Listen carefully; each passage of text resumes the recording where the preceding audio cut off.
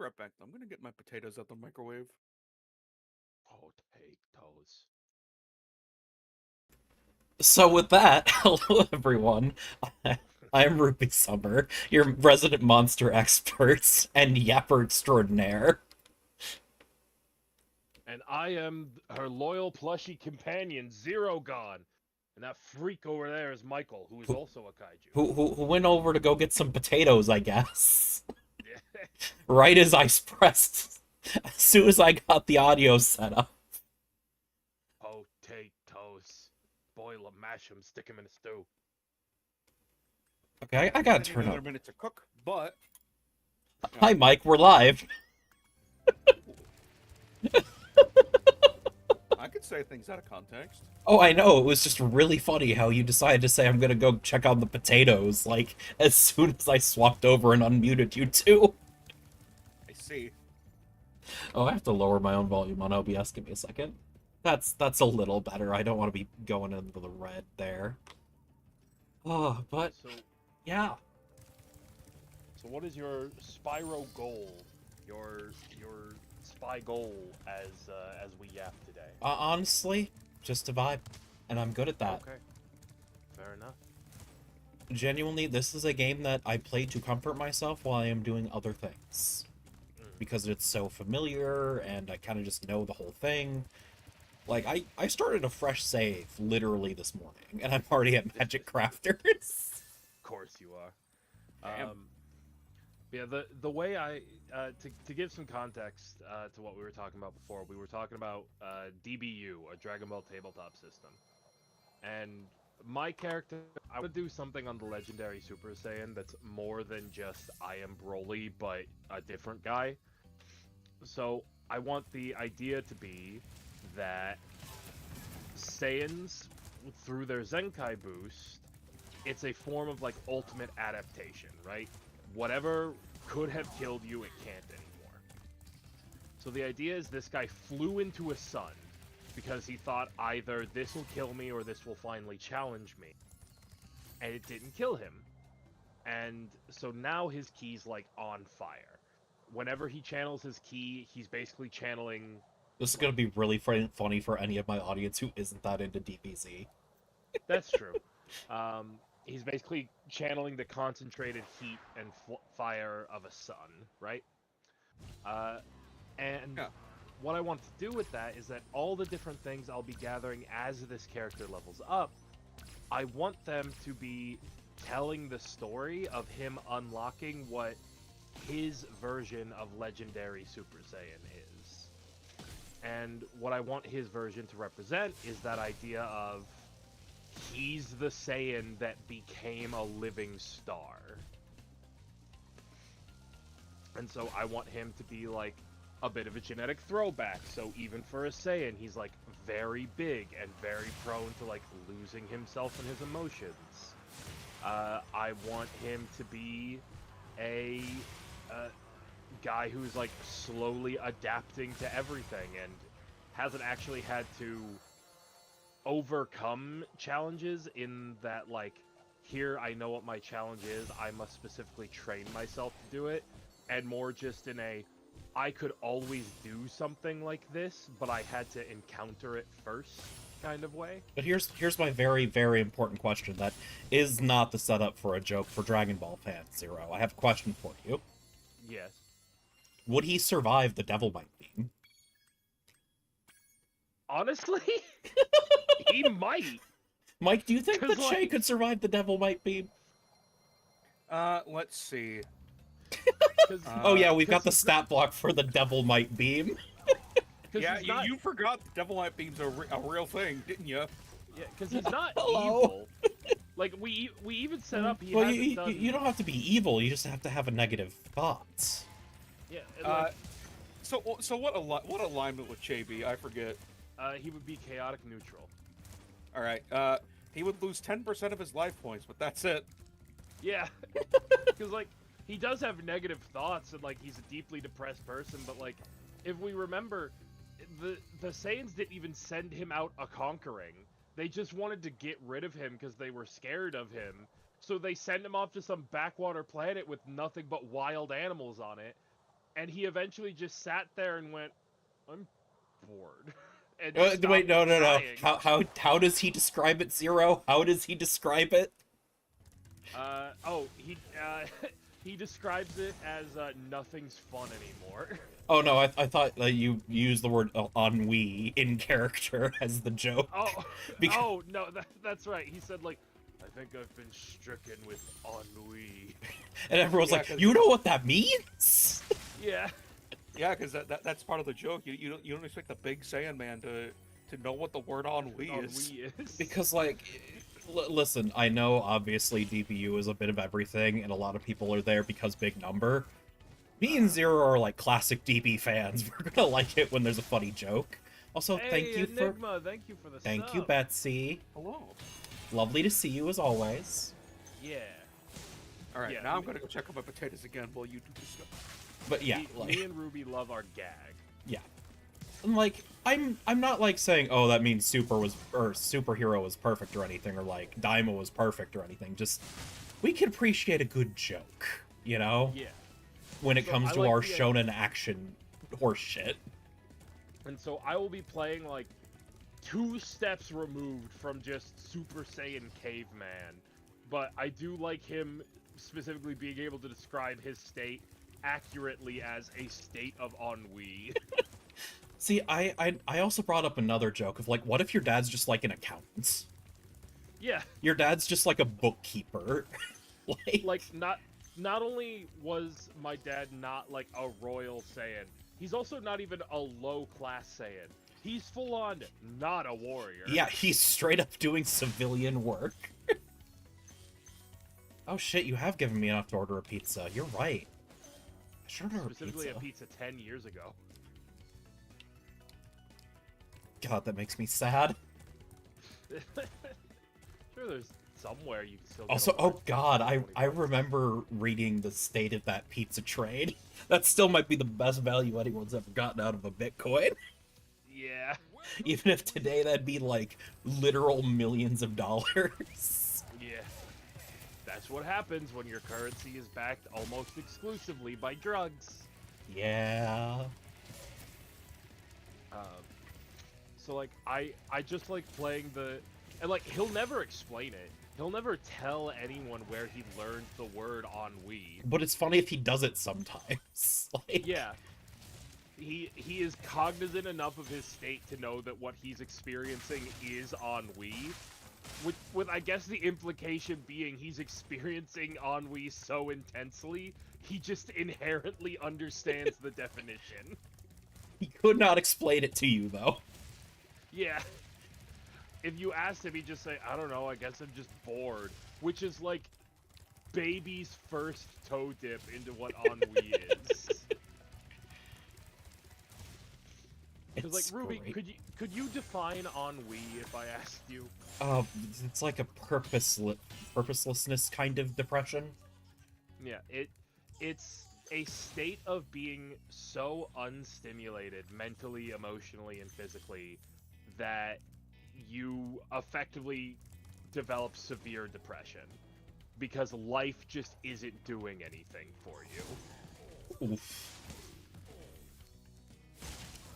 And like it's frequently used to describe very powerful people realizing that without challenge, this power doesn't matter. But also, that's like how many points you get for that shit, you know? Yeah. What round of the spelling bee we at? Honestly, not that hard to spell. Just spelled a little weird. That's true, but like, also it sounds like one of those words that started in French. I think it is. Because listen, Well, actually, modern no, day ennui is English. Latin. Oh, is it? Okay. Yeah, so proto-French, but it could have become Spanish or Latin, or Spanish or Italian, which are more respectful. Well, listen, English is 15 languages in a trench coat. That's true. Because sometimes we'll say, we're not gonna make our own Franken word for that, Germany. We're just gonna borrow the word. And then sometimes we look at Germany and go, actually, that's a pretty good Franken word. Gimme. Exactly.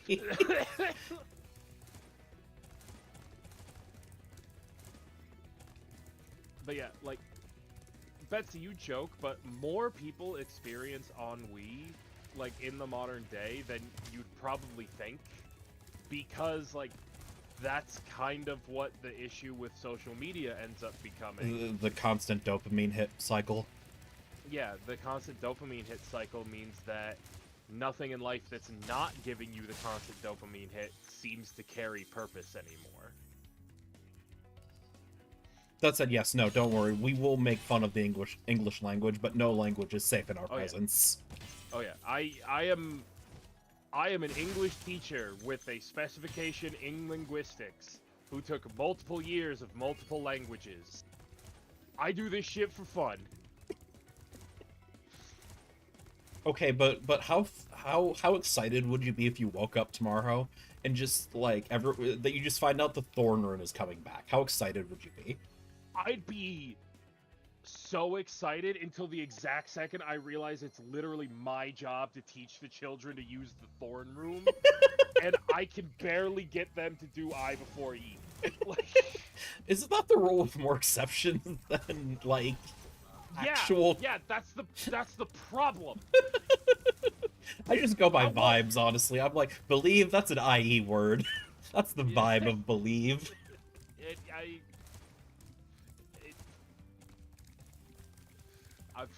I'm dying here because it's not.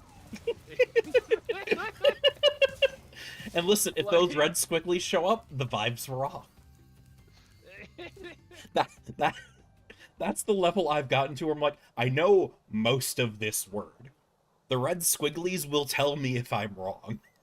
It's Believe, which means that, technically speaking, by the laws of the language, it is not I before E, because there's an E before the I, even if there is an L in the middle. Well, okay, but like that's not the part we're talking about. That's never the part we're talking about, Zero.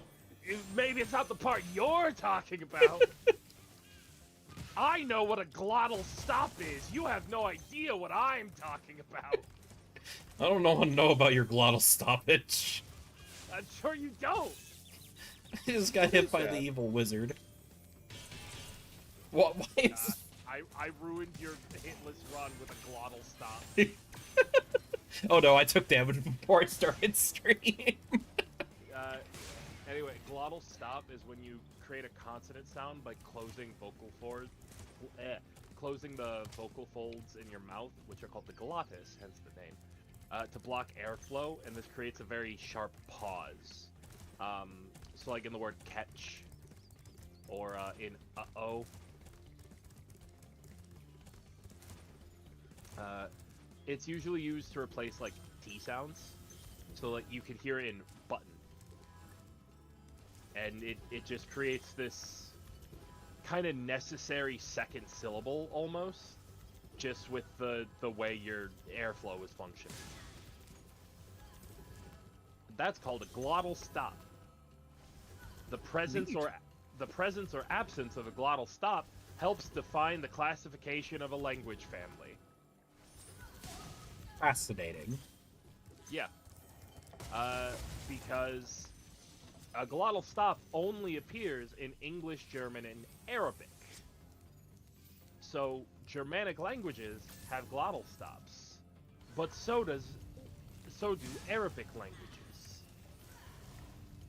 Who's this? Identify yourself. Hello, Sky. Oh, Sky, ain't you at a con? Sky, what's your opinion on the glottal stop? What is the glottal stop? God, he wasn't even paying attention. Ruby, my convention is tomorrow. Oh, I see. Well, we're playing Spyro while we yap if you want to join in. Nothing nothing too intensive. I would like. Stop.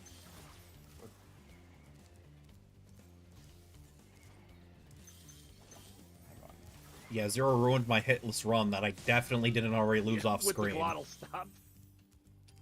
Not the glottal stop. Ultimate technique, glottal stop. Sure does make you think. I think it's just because you hear the word glottal and you're like, what the fuck is that? Glottal stop. Glottal stop is a constant sound produced by vocal cords to block airflow, creating a sharp pause often heard as the catch-shade uh-oh. Yeah. Now you know. Oh. It's It's a very... It's frequently heard in double T words, like I said, with the word button, where you don't actually hear that second So T, wait, but is you it do hear is the it pause. is it one of those things where the name is an example because it's a glottal stop? Ooh. Yes, but that's actually Because it's a GLOTTAL, I'm assuming, right? Yes, it's GOLTTI TTAL glottal. Yeah, that from sounded like the kind of word glottis. that would be spelt that way. I made a That- vibes-based English check and succeeded. That is from glottis, which is derivative from Greek because glottis is a Latin word. It just kind of means tongue at the end of the day. Yeah, but but in it's... Greek it started as glottis, which was derived from glotta, which was derived from glossa. But also, Go on. it's a funny Finish your coincidence. sentence. It is a funny coincidence, yeah. Especially because, like, we just call it a glottal stop because the word glottis refers to the tongue, and the glottal stop is you using your tongue to catch air in your mouth. Humans are weird. Humans are weird. Humans are very weird. Our ability to vocalize... Yeah, what would you is- know about it, Sky? Yeah, you weren't even paying attention. Oh, I was going for the fact that he's a dog. I don't know, I Well- think sometimes dogs know more about us than we do.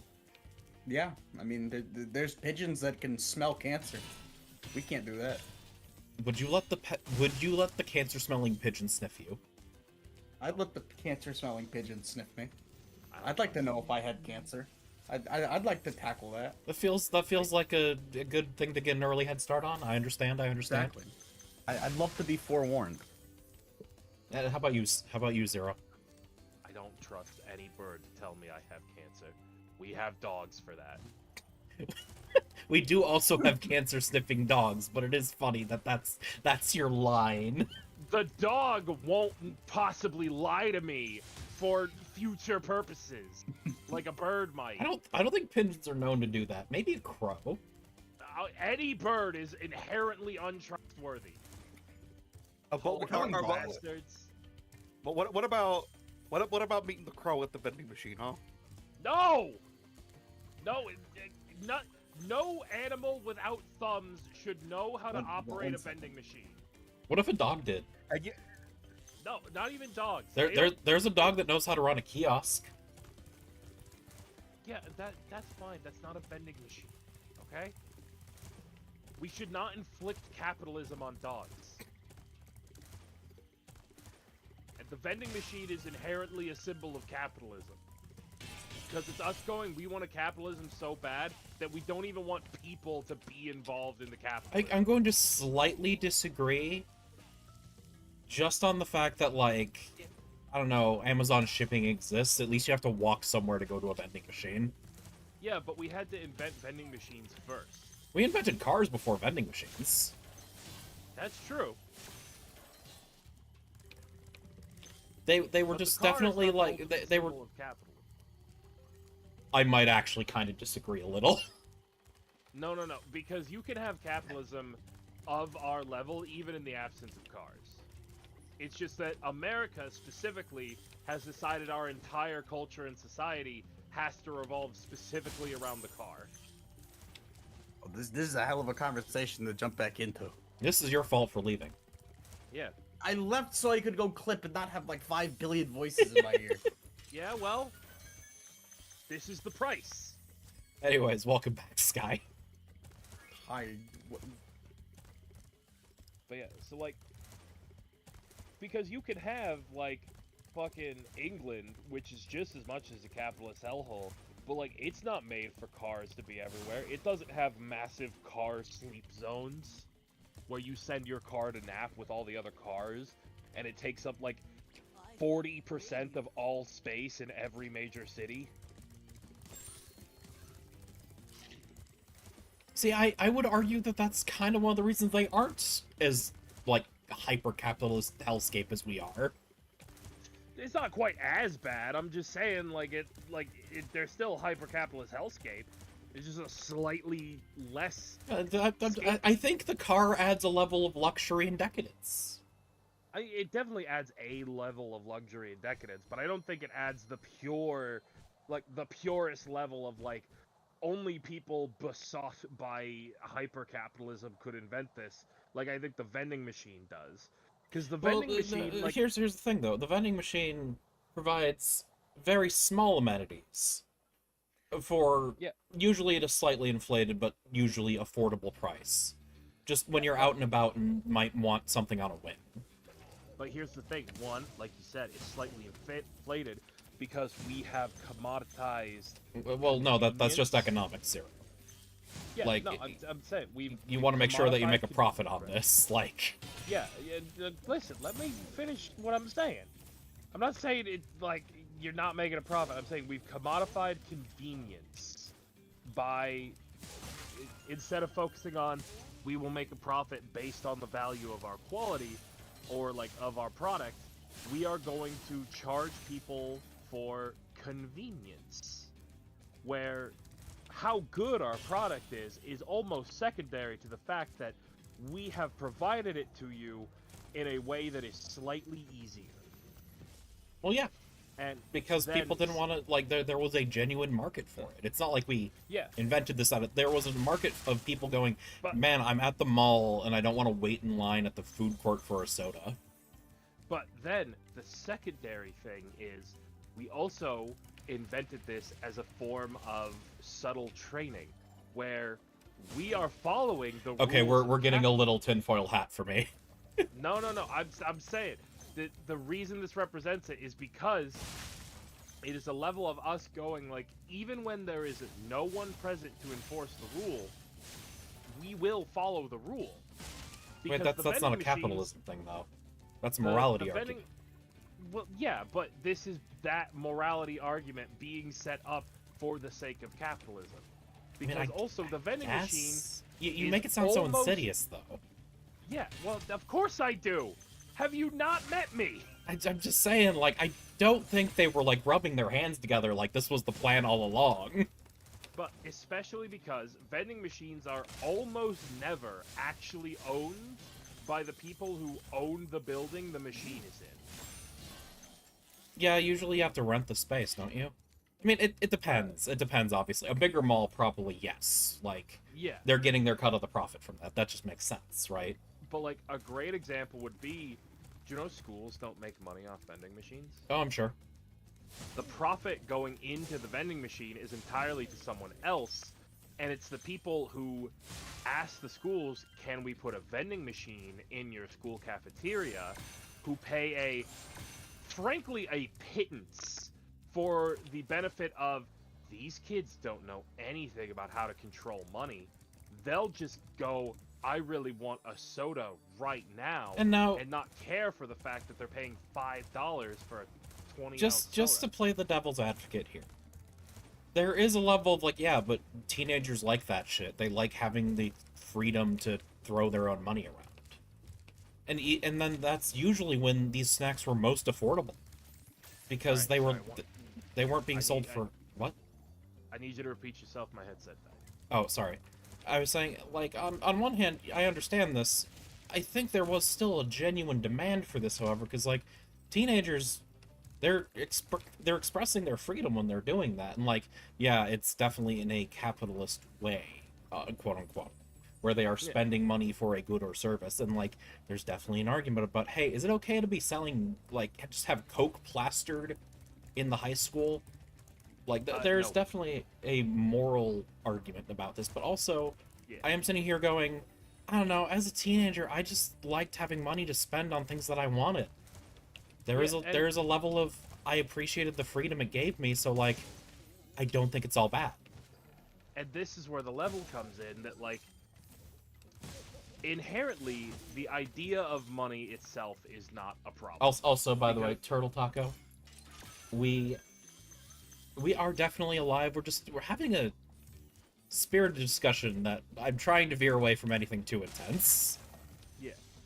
The idea of money itself is not a problem. Yeah. We invented money for a reason because we can't always be lugging around goods or performing on-spot services. Well, also, right? yeah, we aren't gonna ask anyone like how many chickens are you willing to trade for your grain. That's just not sustainable. Yeah. Yeah, at some point with how, I guess, abstract value became to humanity, it's like, okay, how much grain is society got worth too an big. iPod? Yes. No, exactly. Also, Yeah. society just got too big. Yeah. It's like I can't possibly bring the number of chickens that would be necessary to pay for your service with me. Yeah, especially if the guy doesn't want that many chickens. Yeah. And so we instead adapted out the value to be something we understand is conceptual and therefore can be represented. And this goes that's to like fun. ancient ass civilizations. Like Yeah, there's a before reason the we find concept corn. of a capitalism or socialism or whatever even existed in our brains. Like a perfect example of like a pre-coin society that still had the concept of fiat currency. Look at Native American wampum. Yeah. It's literally like shell and stone beads that each bead represents a certain amount of value. Exactly. So like this isn't the problem. The issue becomes that people will notice an actual like desire or need or like level of convenience that they can fill in, and they will decide that even though society has not agreed that that holds a greater level of value, they can wrap it into their service, or in fact even make that the only distinguishing part of their service, and therefore that increases the value they can ask for on their good or service. And this all hinges on the fact that yes, value is relative. And yeah, in the end, you can only charge as much as people are willing to pay before you gotta lower your prices. yeah. And then we get to the actual insidious part of how do we trick people into being willing to pay more. And I do literally mean trick. Like, that's part of what advertising is tricking people into thinking something has more value than it actually does. Yes, like, I can agree there, especially, like, we've all seen our unscrupulous ads, like, plain and simple. Yeah. Like, if you are, Yeah. if you are being reasonable, quote-unquote, like, yeah, you gotta get the word of your product out there. No one's, but, you know, when you're claiming that your snake oil can cure cancer, we're gonna start to have a problem here. Yeah. Or even just things like grocery stores pumping scents into the air with air fresheners that are specifically designed to make you hungrier so that you'll spend more. Like, that's a real thing. That Oh, I grocery guarantee stores have that been caught doing. hundreds of dollars, hundreds of millions of dollars, I'm sorry, have Yeah. probably been spent on the market research on that. I have no doubt in my mind.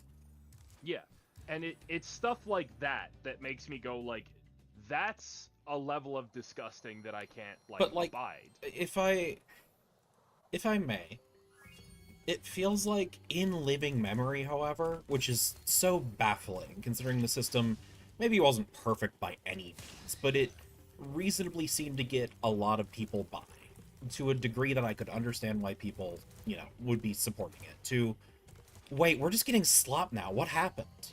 We're getting slop Yeah. and paying more for it. Because we've existed in a state of this value is decided based on what they can trick you into paying for it instead of what it's actually capable of, Yeah. or like the value that goes into production for so long that genuinely, you know, the meme, it's a banana, how much could it cost? $10? Yeah, like it's yeah. We live in Yeah. that state even if you're not ultra wealthy, because we literally have fucked our ability to judge how much something can and should be You know what? valued. I actually have a funny story today. Earlier today I was like, I don't feel like cooking. I'm gonna order some food, like an idiot. Mm. And then I saw the total of my cart and I went, I'm not paying $40 for Burger King. And I emptied my cart and turned on the oven. Like, Yeah, Yeah, no, that exact reaction.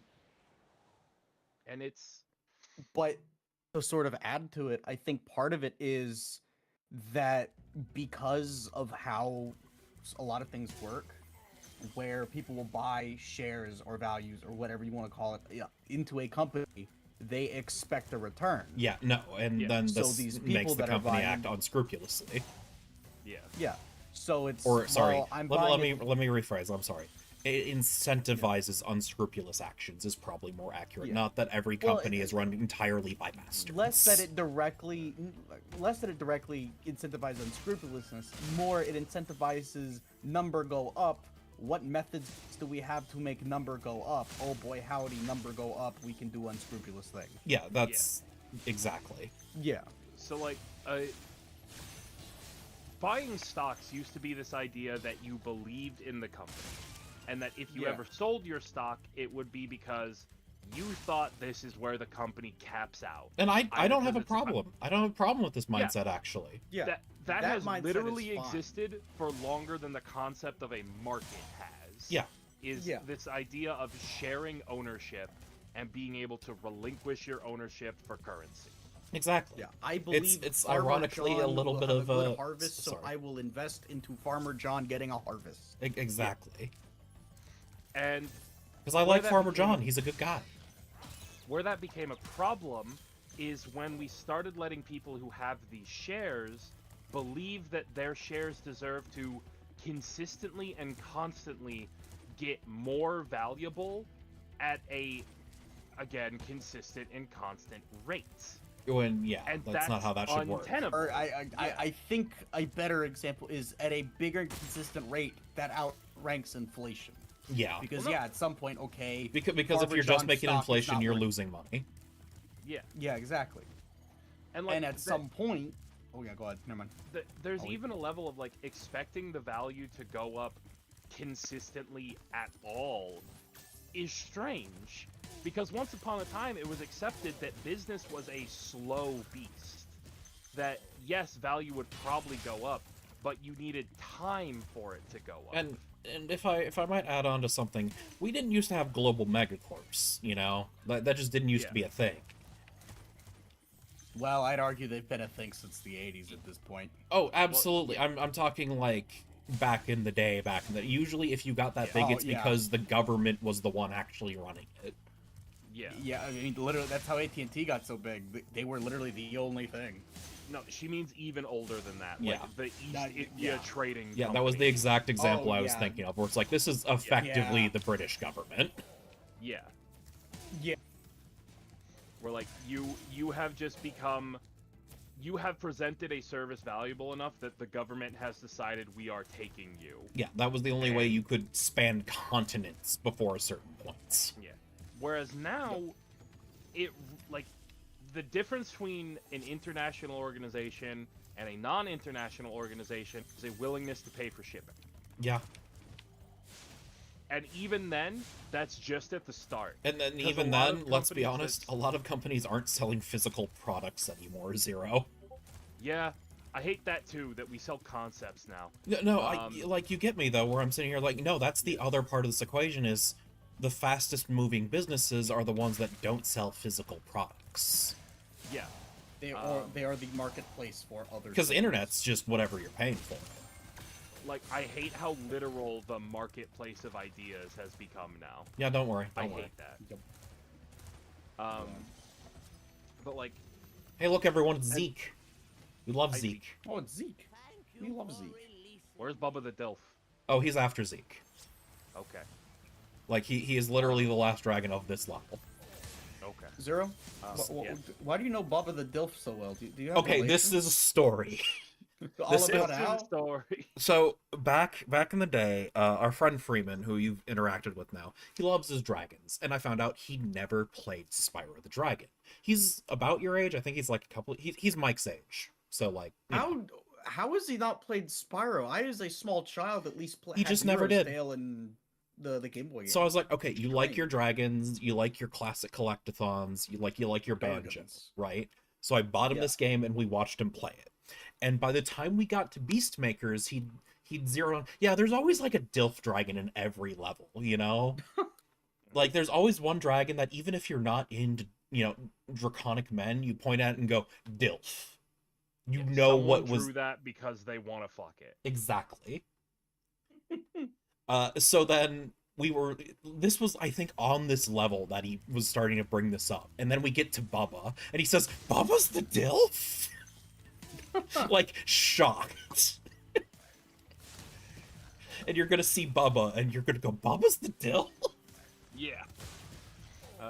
Because you know what? Here, let's watch Bubba right now.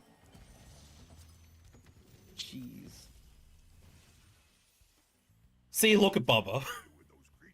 Yeah, that is. Someone that- wanted the to fuck stream- this dragon. Someone okay. That's not a DILF. That's a himbo. No, because he's not stupid. He is a little stupid, because Spyro has He- to remind him of his own mechanics. Yeah, he is. He does seem a little dumb, and the dialogue I'm getting is, he's not like brain dead, but he is not the sharpest tool in the shed. Yeah, no, like, He he's is a like, himbo. I'm gonna beat the shit out of the other guy. I'm gonna fucking roll up But- with the fucking... Anyway, yeah. You also have to keep in mind that he's the adult form of dragons in this. That's what the adult dragons look like. So he is the DILF. Because also, the male dragons seem to be able to lay eggs without any assistance, so... There are implications after the OT that, like, there are female dragons, but, like... No, not even implications. No, we sorry. straight up C2. Yeah, sorry, let me rephrase, actually. Technically, at Year of the Dragon, we see some babies with bows and feminine names. Yeah. Oh no, not even that. In Hero's Tale, there's straight up 2 female dragons. Yeah, that's after OT. OT is Yeah. the PS1 trilogy. Yeah. Yeah, But, like, no, I get. we're never told how dragon reproduction works. And in the OT, it's not until Year of the Dragon that female dragons are even suggested to be a possibility. Yeah. By the way, we're not I- doing this straight. This is more of a background for yapping and for me to talk about a special interest sometimes. Yeah. No, I brought up Hero's Tale, and I guess to an extent, Shadow Legacy, because technically these are all part of the same timeline. Yes. Cinder it's... and... Listen, whether I- people count them or not can be about as fickle as Star Wars, if I'm being honest. Well, yeah, people could be fickle, but it's one of those things where it's like, as much as you want to be mad and you don't like it, 7, 8, and 9 are canon. We could be mad and say they're bad movies. You're not wrong. The 2 bitches that want to fuck Spyro are Cinder and what's her nuts? Ember. Ember, Oh, yeah. Cinder is not part of that timeline. Yeah, she's Cinder part is of not the- until New Legacy. Yeah. Yeah. She's part of the But, Legend it's- trilogy. Yeah, no, there's like a nanny dragon in Hero's Tale you meet that tells you to get the dragon eggs. Yeah. Mm. And then there's the pink Spyro who seems to think Spyro likes her. Doing a very Yeah. Sonic and Amy without any build-up kind of thing, if I'm being honest. No, 'cause I believe- know you like me, Spyro. Yeah. This'll be our singular interaction for most of the game, Spyro. Pretty much. Because, like, yeah, isn't that her first game? Yeah, Yeah. she Unless never she's in one of the Game Boy games, which are No. also canon to the They're timeline. canon, but I'm gonna be honest, if you're one of the kids who could 100% the fucking Game Boy games, you're a crackhead. Isometric hovering platforming sucks. Not the. You wanna know what's funny? No, Depending on how you want to view it, I said no. Crash Purple and Spyro Orange are canon. Well, yeah, but that's because they're friends. Didn't you know that, Sky? Crash and Spyro are best buddies. Yeah. That doesn't explain why he was. he got in Barra, Crash's if you way can and- provide me proof of beating all of the Spyro Game Boy Advance games, please, at me. And I don't mean beat, I mean 100% secret ending. Oh God. So the problem with Crash and Spyro are friends is Twin Sanity's existence. Granted, I believe that was more of a gag, but Yeah. it still happened. I mean, listen, they're best buddies. What are you talking about? Yeah. Also, I'll be even more honest. Crash canon is somehow very consistent, but also deeply loose from game to game. Yeah, because it's largely like Saturday morning cartoon writing. Yeah. Honestly, go ahead, finish your thought. Like, the only reason Crash is what he is because him and his girlfriend were experimented on by Cortex, right? Yeah. They were originally regular-ass Bandicoot. Whoa! So why is Coco? Whoa! I don't Because know. Coco So- wasn't experimented on by Cortex. Yeah, 'cause So, Oh no, go So- ahead, Mike. We actually do know this. I think it was from either Insane or 4, but there was a set of levels that that's like takes place when Coco was made. It was I 4. think, yeah, because she was made by Embryo specifically. Oh. Yeah. That's- They're in Crash 4 because Crash 4's job was to kind of clean up the canon and remove everything from after Crash 3. They kind of went, all right, we're going to like sort of re-kajigger how some of the characters' stories are, and they added the Cortex tapes, which are basically levels that explain what happened before Crash escaped Cortex. And also, if I might add on to this a bit, none of us are saying, like, these were works of art. These were games No. made to make sense in an era where games were getting a bit more story-heavy, even in an action game. These are chicken nuggets. These are Okay, reasons you know to what? No, explain they're why... chicken strips. No. You know what this is? This is putting ketchup on your chicken nuggets because you fucked them up a little. That is what the Cortex tapes you're defining to me are. Is it like you burnt your chicken nuggets a little, but they're salvageable with some ketchup? For... Yeah, I guess I can. No, Barra, that's because I set up a rule. It's the chicken nuggets rule. In the end, are we arguing about chicken nuggets? Are we arguing about cheap food for children that is worth our energy getting mad about? Yeah. Or yeah. We're And we're then not. This evolved into the nuggets versus strips versus wings versus breast. Exactly. Sliding scale of quality. And there is nothing remotely wrong with enjoying chicken nuggets. I like me some At chicken all. nuggets. But sometimes I have to step back and go, this is cheap food for kids. I Yeah, at some cannot put point- it on the same scale as well-made food for adults. Yeah. This is the kind of food that's fixed with ketchup, not starting over. Exactly. At some point, we are arguing about things that do not matter, and we're getting too passionate. Yeah. Because, like, Speaking of things that don't. Oh, go ahead. because No, like, you finish a sentence for once, Sky. Okay. Speaking of which, I'm gonna talk about the Crash timeline, but I want to hear what Ruby says before I go yapping about Cash Manuka. Because listen, if she's the Spyro girl, I'm the Cash Manuka man. The Cash Manuka man. would you A rather sentence have a No Spyro? one has ever said. Would you rather have a spiraling out of control daughter or Crab Banuka man son? Cash. Okay, hang on, Zero. Before you say no one has ever said that, I stole that joke from Cat Icarus as a joke. His youngest daughter once called Crash Bandicoot Cash Banuka. That's and adorable. It became a joke on his channel. I love Cash I- Banuka so much. I want you to know that stealing a joke from Cat Icarus is that kind of pathetic that makes you more entertaining, but you need to know it is very silly that you said those words. No, I do. I Okay. absolutely know. So, the Crash Bandicoot really vague loose timeline. Unlike Spyro, they technically didn't reboot it. People argue whether or not Mind Over Mutant and Titans is a reboot, but nothing inside of that franchise. Nothing is denotes saying a- we're starting a new story like it does with Spyro. Exactly. It's not Heroes Legacy where they have to retell the origin. Crunch is already there, and Crunch has like spoken. Oh yeah, no, I remember when you guys saved me from Cortex. So nothing is saying it's a new verse. But there are some inconsistencies with the Tiki masks. But like, listen, But- there is a level of amusement of saying the exact words of the text when arguing about Yeah. Crash Bandicoots. No, Like, exactly. There's a level So of to innate me- silliness.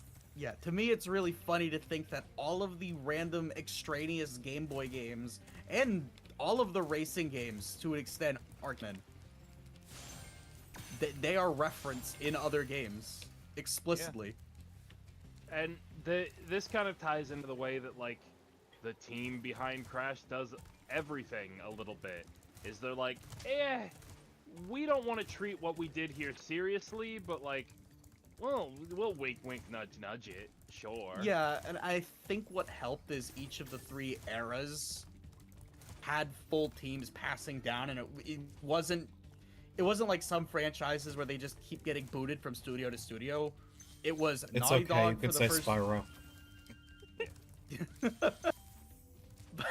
I mean, yes, Spyro had this problem, but somehow they kept a consistent timeline.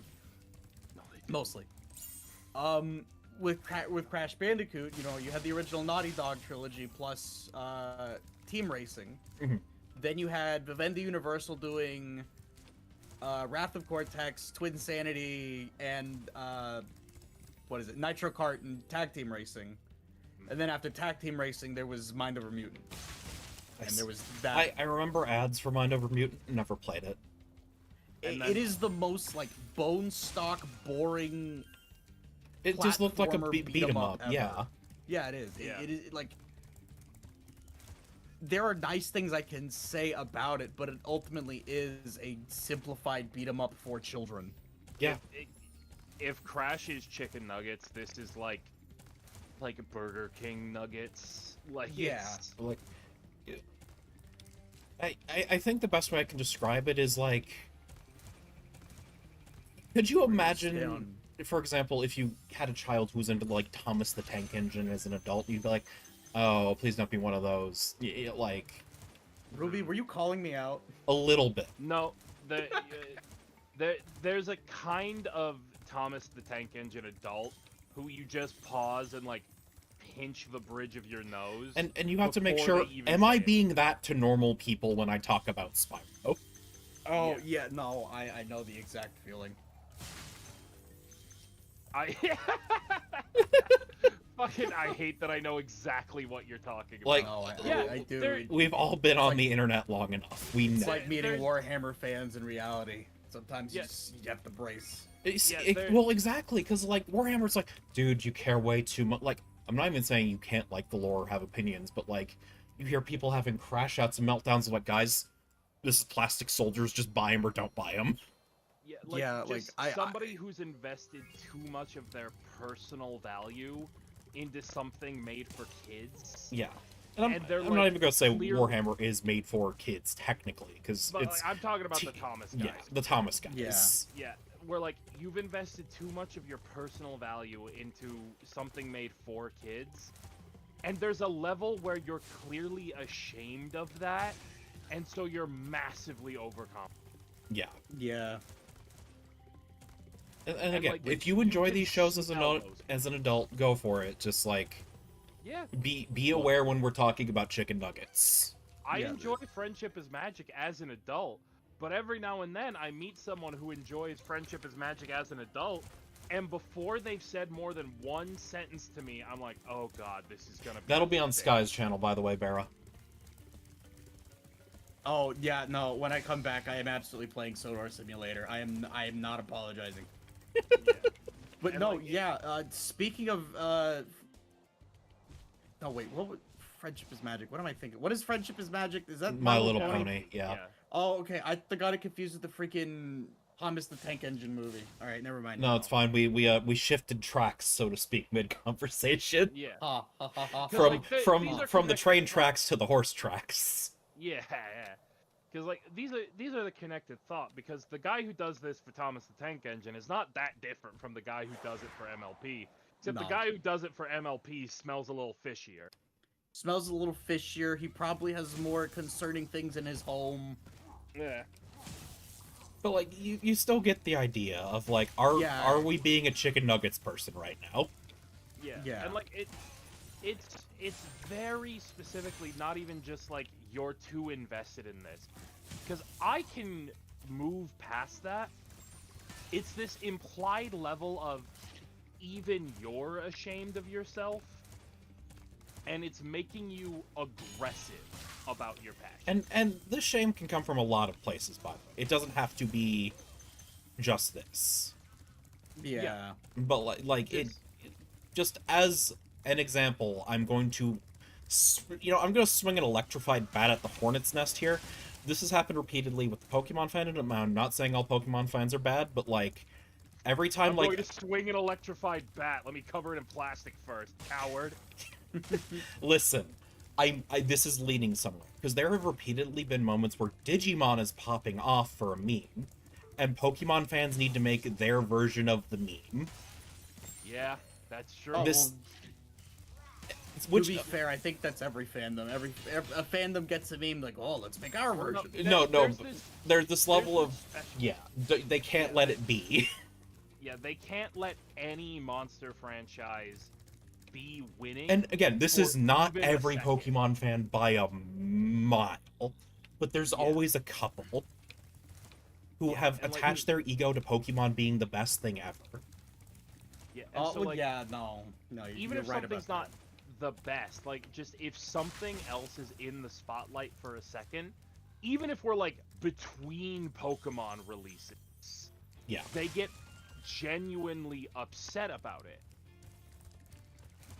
It's very similar to those people who will like be looking up videos of someone making a peanut butter and jelly sandwich. They'll be asking like, well, what if I'm allergic to peanut butter? I was like, then don't make the fucking sandwich, then this one's not for you.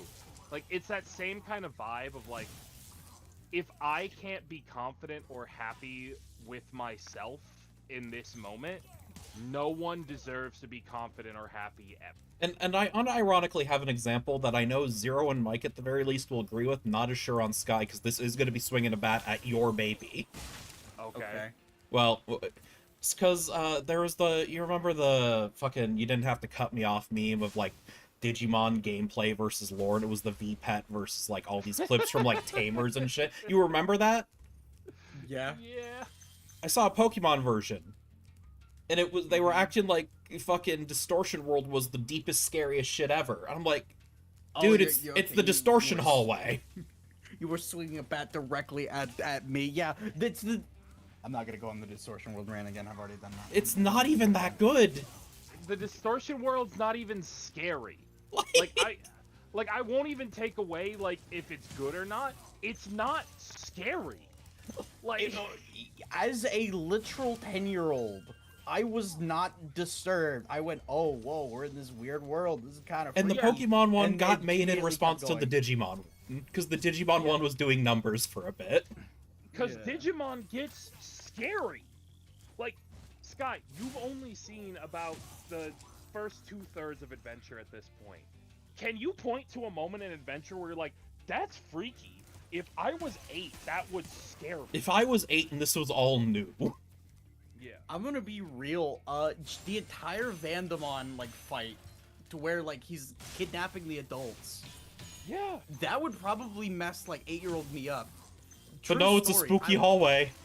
Yeah. To kind of explain that, true story. When I was like 8 or something, my cousin was playing Destroy All Humans 2, and I was sitting there watching him, and I genuinely started crying because I was like, "Oh, but what if that was us?" Yeah.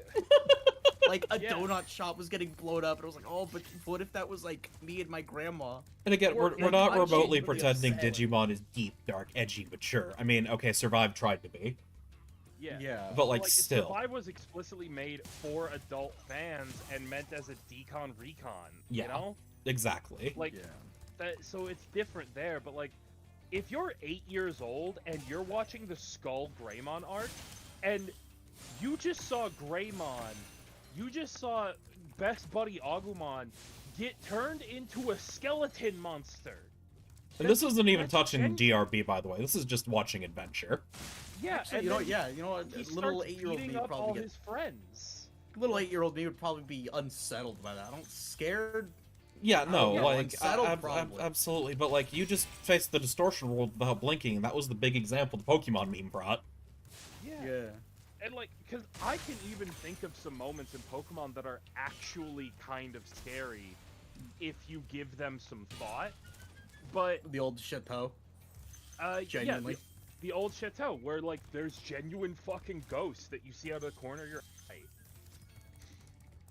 But like, And again, we are all aware, like 99.9% of Pokemon fans are not doing this. It's just one specific kind of guy who has gotten Yeah. way too attached to the rivalry that should have ended in the 90s. a So- rivalry that, let's be entirely honest, has always been one-sided. Yeah. Because Ruby, you and me, and Mike, you too. You We know this. adore Pokemon. Yeah, we've been in the Digimon fandom for ages. How many Digimon fans have you actually met that act like some Pokemon fans do about Digimon. Literally never once. Yeah. I've met a few, but they were I- already disturbed. To be fair, we also curate our experience very specifically by making sure most of our underlined 5 times can read. Yeah. Yeah, no, but I'm just saying, I have met Digimon fans, and it was namely through the card game, where they were genuinely like, yeah, this is our gotcha to Pokemon, and we're sticking it to them, and we can get as big as they are. Oh, Bandai's that got was the a bad budget call. for That it." was never gonna happen. I can promise you this: those guys aren't mad about Pokemon the franchise. They're mad about Pokemon the card game. Probably, but still. No, I'm not saying that invalidates what Sky is saying. I'm saying that that is a very specific flavor of guy who probably is just more mad about how much the Pokemon. Now, if I might play Devimon's advocate here. Ah, shit, Devimon's going to jail now. Anyway. So, one of the other things you have to realize, we are definitely deep into this fucking fandom. Oh, yeah. We are deeper than even the average diehard fan you see on social media is. And that's not a joke or point of pride. No. There are times where I've looked at Karn EX, like one of the most popular Digimon YouTubers out there, and go, yeah, this is news to you? Yeah, there's a level where we're sitting there sipping our wine, Looking at the most subscribed to Digimon channel and going, I don't like your vibe, sir. Yes, how To be fair- pedestrian. To be fair, this is how Yu-Gi-Oh fans sometimes feel about SEMO. When SEMO does casual content like progression series, oh, that's fine, yeah. When he talks about And anything by the way, related to no current hate at Karn game- EX. I know that he has to pay the bills, but sometimes we sit on our high horse. We don't dislike Karn as a person or a creator. It's just that we are so deep in it that we see Karn's stuff and we're like, oh, you didn't know already? Or more specifically, I go, well, what if all of the 02 kids had Jogres? Wow, we haven't had that conversation 10 times this week.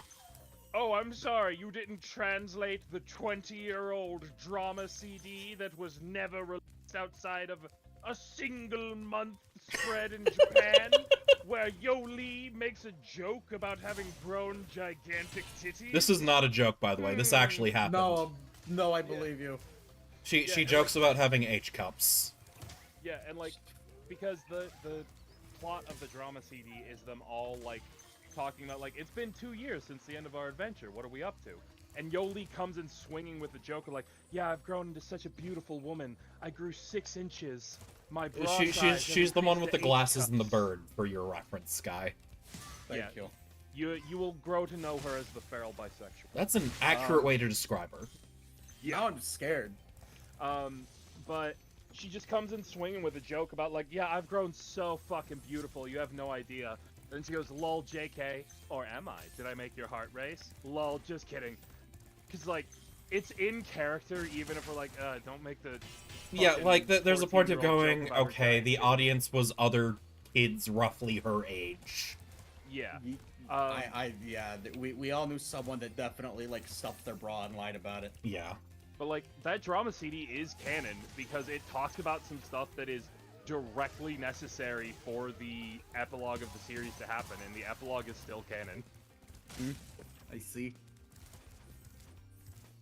And Wait, didn't the No. beginning try to retcon it? I forget. I haven't watched the beginning yet. I don't remember. I don't think it tries to retcon it. It just fiddles with some details in a way of and nobody. Because listen, anyway. Zero, you are a fellow Digimon fan. Yeah. The moment you realized, oh, we're not getting any new forms for anyone except for the new guy who just showed up for this movie, you went, this isn't gonna be a good movie. A little bit. I know that sounds shallow for us to go oh, we're not getting new forms. But there's a bad pattern with movie. adventure media, isn't there? Yeah. Not even just Digimon media in general can sometimes go oh, we're not getting new forms. For these existing characters that this is meant to tie in. And sometimes This it's is fine, gonna- I don't mind the Sabers OVA. Yeah. But the Sabers OVA is an OVA. Yeah, and like just every now and then there's that level of us realizing that like the new forms are kind of an indicator of quality because it's an indicator of design and thought time. Yeah. Especially if it's Um, part of the marketing specifically, by the way. Because So- Omegamon Merciful was not part of the marketing. Yeah, so I have a and, like, question. Well, hold on, I won't finish this thought Yeah. before I Okay. read it. And like part of the reason for that in Digimon specifically is because the forms always represent character growth. Mhm. So a new form therefore represents an extreme moment of character growth. You know, or Zero, the hold on. character I've got an even deeper pull, okay? I'm sitting back in my chair. I'm putting on my top hat and monocle and my fake-ass Monopoly Man mustache. And picking up your glass of non-alcoholic brandy. Go on. It's because they can sell us more toys and figures. It's because they can sell us more toys. But they've attached the toys to an emotional moment. And as a They've result, made me... they're going to want to make sure if it's a new toy that they have to take a risk on versus just a recolored Greymon. Indeed. That it's going to be want us something worth your fucking memories. They've made me emotionally invested in my Legos, and therefore I will spend more on the Legos. Exactly. Yeah. And yeah, and so in Digimon Media, if there's no new form As for, part of the like, marketing. pro tag, as part of the marketing for like the pro tags, there's that level of like, then how much impact is this story actually gonna have? Yeah. Because like you kind of don't get that in Pokemon. If Pokemon's making a movie and there's not a new Pokemon in the movie, I feel like You know, if no. a new Pokemon was revealed in a movie, Pokemon fans would riot. I mean, Like, that was basically Mew. couldn't you get Mew before the movie? Yeah, but- Actually, you glitch, Yeah, you could. Not that many people who weren't Turbo Dweebs knew about it. I mean, like, beyond us Turbo Dweebs, because they had to be on, like, forums and IRC chats to figure this shit out Yeah, in the when 90s. 2 Strikes Back that came out, that was the first time the distribution event for any country happened. So, True. like, I I'm remember fully Mew. believing there were people who data mined and found out how to get Mew. True. But also, they Uh, were, like, so far beyond us that I bow to their supremacy. Yeah, But like, I mean, even like beyond legendaries, like if fucking Blaziken was first revealed not in a game, but in like a theater release movie. Wait, what about I think Donphan? that would just, that would So- just make people tilt their heads. Wait, no, what about so Donphan, though? Zero, you want to know something funny about that? That's how they revealed Blaziken. Wait, It was was it- revealed in like the final episode of a season. Well, yeah, but that was... Oh yeah, in yeah. the final episode of the Johto season, where like some guy used a bunch of Hoenn Pokemon. Hey, Zero, you know what? Yeah. You're realizing right now Pokemon did used to do this. They just don't anymore. Oh my They don't God. anymore because they aren't as reliant on movies to push things anymore. Now they just reveal them Yeah. because they realized way too often the internet just leaks half the things they want anyway, and it gets popular than anything they could have done. So they just let that marketing take over. Oh my God. Like Like, Lucario was revealed 2 years before Sinnoh came out, Yeah. and So was- with Weavile. Yeah. So was Bonsly, And- but Bonsly was Yeah, in now that Gale I'm of thinking- Darkness. Bonsly, yeah, Bonsly was in Gale of Darkness. So Munchlax, Donphan Munchlax. was in- Also Yeah, Munchlax. Well, yeah, And, like, This and stopped you're right effectively about around Donphan. Gen 5. God, Yeah. like, hold on, someone get me my glass of brandy. There was Yeah, no, also, I know there was also the movie with the funny movie. Zarud? Yeah, but we knew about Zarud ahead of time. Yeah, That's true. Zarud had already been like talked Data about. mine. and everything. Yeah. Yeah. But Not that's why they kind of stopped doing stuff like this, because they knew Yeah. turbo nerds on the internet would just leak it anyway, or if it wasn't turbo nerds, someone internal would do it. So they just threw their hands up and said, Also, "Let what them Guy do it. said is It's true. free We're marketing." forgetting Ho-Oh photobombed the first episode of the anime. Yup. That's Also, true. The very- also Togepi. Well, to be fair, the first episode of the anime, Ho-Oh photobombing and like showing up, they've admitted they didn't have a solid idea of who or what Ho-Oh was. The idea was for it to be a completely unknown, mysterious Pokemon that would maybe never get revealed, to set up the idea that the journey is eternal. Oh, absolutely, but they did solidify that concept, and it effectively became, like, the earliest leaked future Pokemon ever. That's true. I wouldn't even say leaked, just shown. Yeah. Yeah. Like, obviously, order does matter on the creative side. I don't know if it matters that much on the consumer side. Yeah. Yeah. It's just Ho-Oh is an interesting case because the Ho-Oh we saw in the anime, it's not unfair to say it's not supposed to be the Ho-Oh we get in the games, even though it is, obviously. Because in the anime, that was supposed to be a mysterious, Yeah. possibly never to be known Pokemon. It's just a Yeah. case of they took that design, realized people wanted to know what it was, and that would help sell the next game like hotcakes. Yeah. Oh no, absolutely. You wanna know what I forgot about? Manaphy. Manaphy was Oh, it was yeah. either in Temple of the Sea or Pokemon Oh Ranger. yeah, because that No, movie had it May was- in it, didn't it?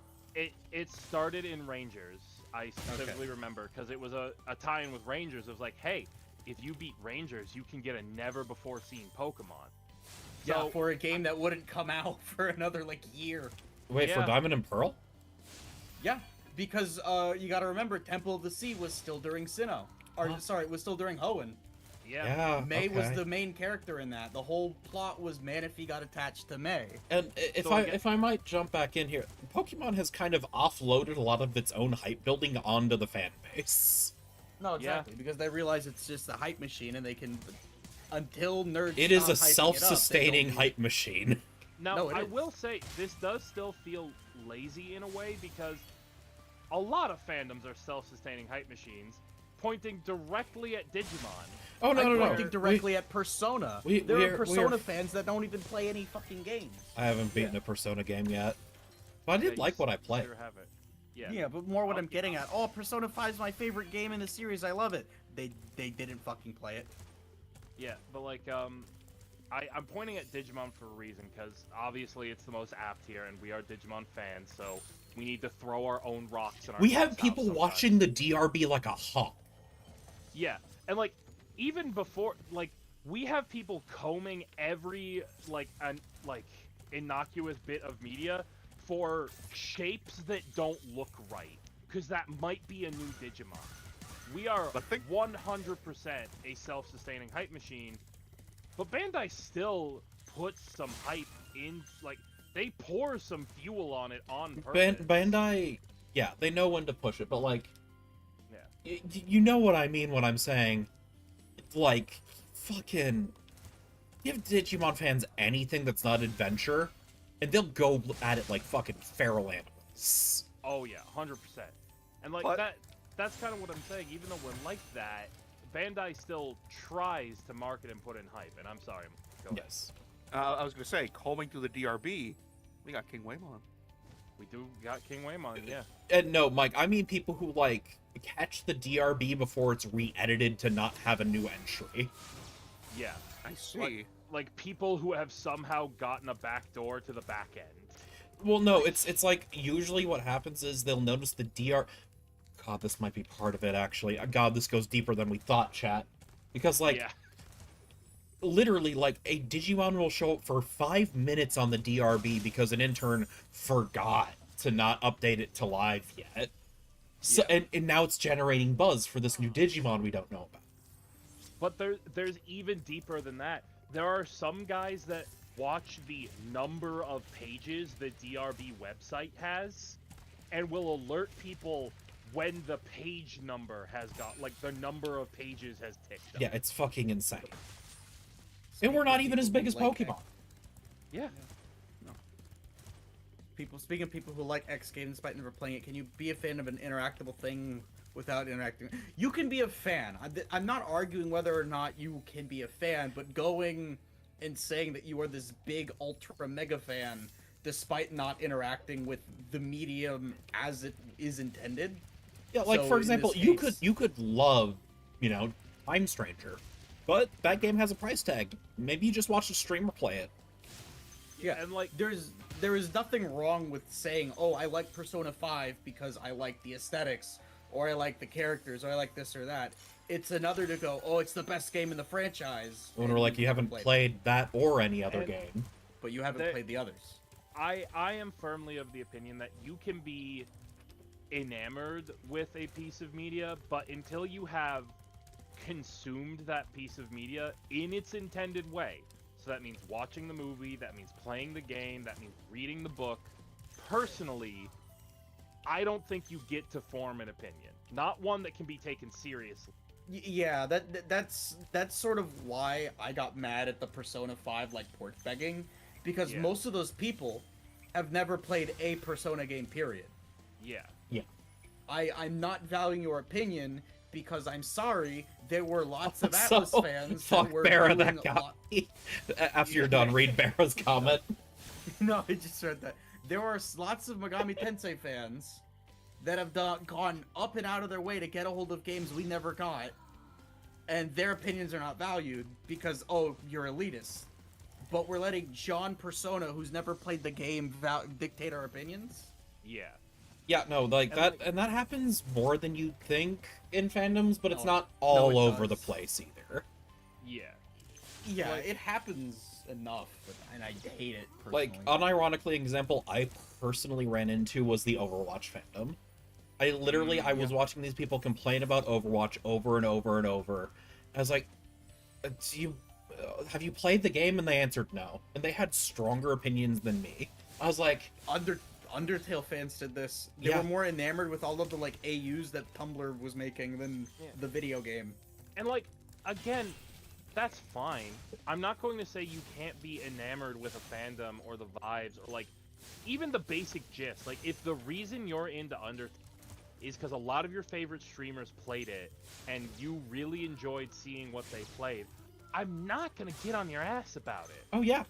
But I'm also not gonna listen to your opinions about Undertale. Yeah, I'm not gonna Yeah. hear You about play your it. headcanon that derives from a joke that the streamer made, you know? Yeah, I Or don't even- want to hear your opinion on why the creator should do X, Y, and Z. Yeah, and, And I like, hate that you sound entitled to it, that you think you should Exactly. like get this opportunity. yeah, and like Turtle, I hear you saying like I don't play the Undertale shit. Well, but I no, have the games on them. MMOs, I think was... Yeah. Yeah. Oh, like that with MMOs. Which, yeah, and that's what I'm here for. That's what me and Sky are here for. Yeah, and like to a lesser extent, me, I've played a number of the larger MMOs. Well, yeah, you're my age. Of course you played an MMO. You probably played RuneScape Yeah. at the library as a kid, didn't you? No, actually. Oh, okay. Yeah. I It was a funny I touched- guess, though, right? I touched RuneScape for maybe 2 total hours. Said this looks like ass, and never touched it again.